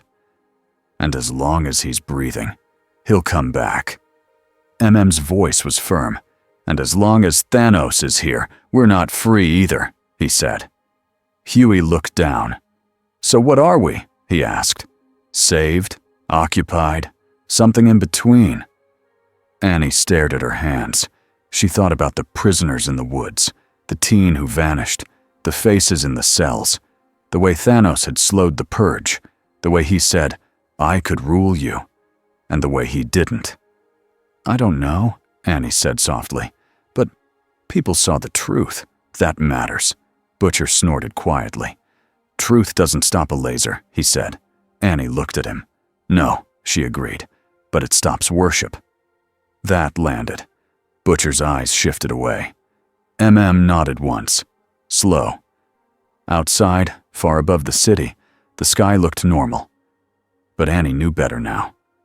Normal was just a story people told themselves. And stories could break. 3 weeks after the broadcast, the streets were still loud. But the loudness had changed. Less cheering. More questions. A shelter in Queens had a new wing. Wasn't fancy. The paint smelled fresh. The beds were simple. The staff looked tired. But there was safety inside those walls.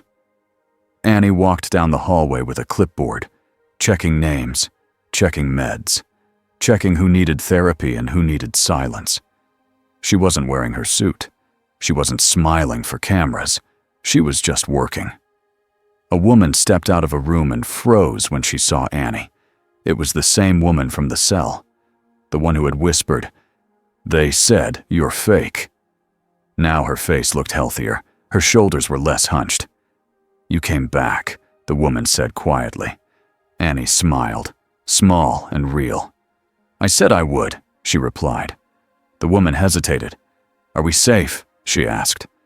Annie's smile faded, not because she wanted it to, but because she couldn't lie. "We're safer than we were," Annie said. The woman nodded, like she could accept that. "Do you think he'll come back?" the woman asked. Annie knew who she meant. Annie looked out a window at the city beyond. "I think he never really left," Annie said. Outside, on a rooftop across the street, Huey stood with binoculars, watching for cars that looked wrong, for men who watched too hard. Was on the sidewalk below, talking to a community leader, organizing volunteers like it was a second job. Frenchie was fixing a broken door hinge with a quiet focus that felt like prayer. Kimiko sat on the shelter steps, watching kids draw chalk pictures on the concrete. One kid drew a big purple man with a gold glove. Another kid drew a blonde man with a cape, but the cape was torn. Butcher watched from across the road, half hidden in a parked car. He looked like a man waiting for a storm, because he was. He didn't trust this peace. He didn't trust Thanos' ultimatum. He didn't trust that monsters stayed away just because someone asked them to. Butcher's phone buzzed. A single message. Unknown number. A photo. It showed a shattered lab in the desert. Burned equipment. Broken vials. A Vought logo melted into the sand. Under it were 4 words. 13 days remain. Butcher's jaw tightened. He deleted the message and stared at the shelter. He couldn't decide if he hated Thanos for being right, or hated himself for hoping Thanos would finish the job. High above the city, on a tall, empty building that used to carry a giant Vought banner, a lone figure stood in the wind. Thanos. No cameras close enough to see him. No crowd brave enough to approach. He looked down at the city like it was a living machine. He could see where fear still ruled. He could see where truth had begun to grow. He could also feel something else now. Not love, not belonging. A strange, quiet weight. Responsibility. He remembered his own world again. Not just its death, its missed chances. He had come here expecting the same thing. A world too selfish to change. A world that needed force. Now he had seen something different. A single woman stepping back into fire to pull strangers out. A weak man refusing to stop telling the truth even when it could kill him. A few ordinary people choosing to stand up, even while gods fought overhead. Thanos' eyes narrowed as if he disliked the feeling. Hope was messy. Hope was slow. Hope didn't guarantee results. But hope was real. Thanos turned away from the city and looked up at the night sky. Far, far away, something watched. A faint signal, a quiet machine, a distant attention. He did not speak to it. He spoke to the wind, to himself, to the silent weight of choice. "This world continues," Thanos said. He looked back down one last time. "And now, it knows what it is," he said. Then he stepped into the dark. Not as a hero, not as a savior, not as a king. As a shadow that would return if the world lied to itself again. And below, in a small shelter hallway, Annie checked another name on her clipboard and kept walking. Because life didn't stop when the sky changed. It just became different,